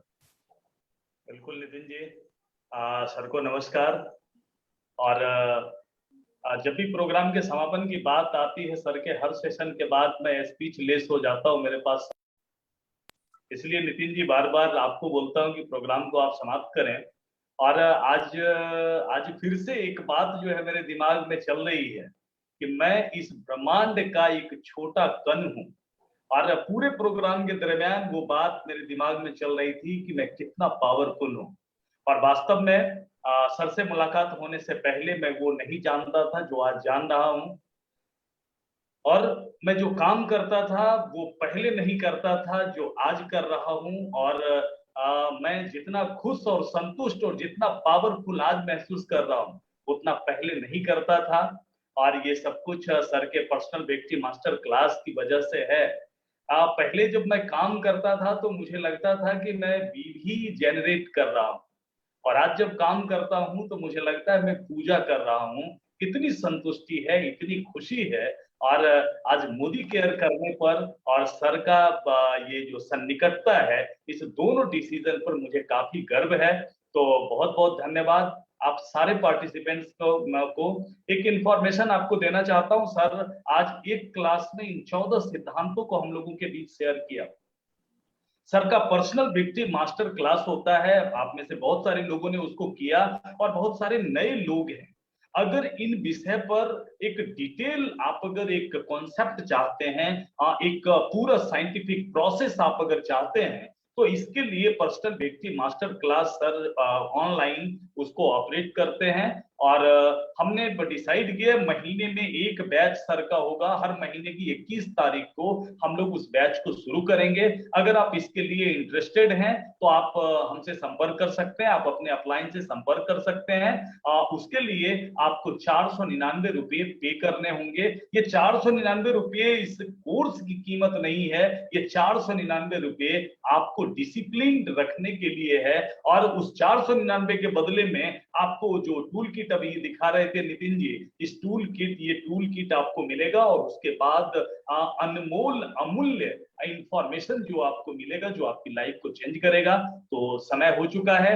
बहुत बहुत धन्यवाद सारे पार्टिसिपेंट्स का, और सर को स्पेशली बहुत बहुत धन्यवाद हमारे साथ समय स्पेंड करने के लिए, इतने वैल्यूएबल इंफॉर्मेशन को हम लोगों के बीच में शेयर करने के लिए। मैं एक रिक्वेस्ट और करूंगा, अगर कभी आप फिर से शाम का जूम या सुबह का जूम एक दिन का करना चाहते हैं, तो या फिर आप, मैं 30 तारीख को बोला था कि मैं आपके पास रहूंगा 30 तारीख को, तो उस दिन आप एक टॉपिक ले सकते हैं, कंफर्ट जोन से कैसे बाहर आए, कैसे हम कंफर्ट जोन को ब्रेक करें अपने, कैसे वो सारी इनोवेशन को ब्रेक करें।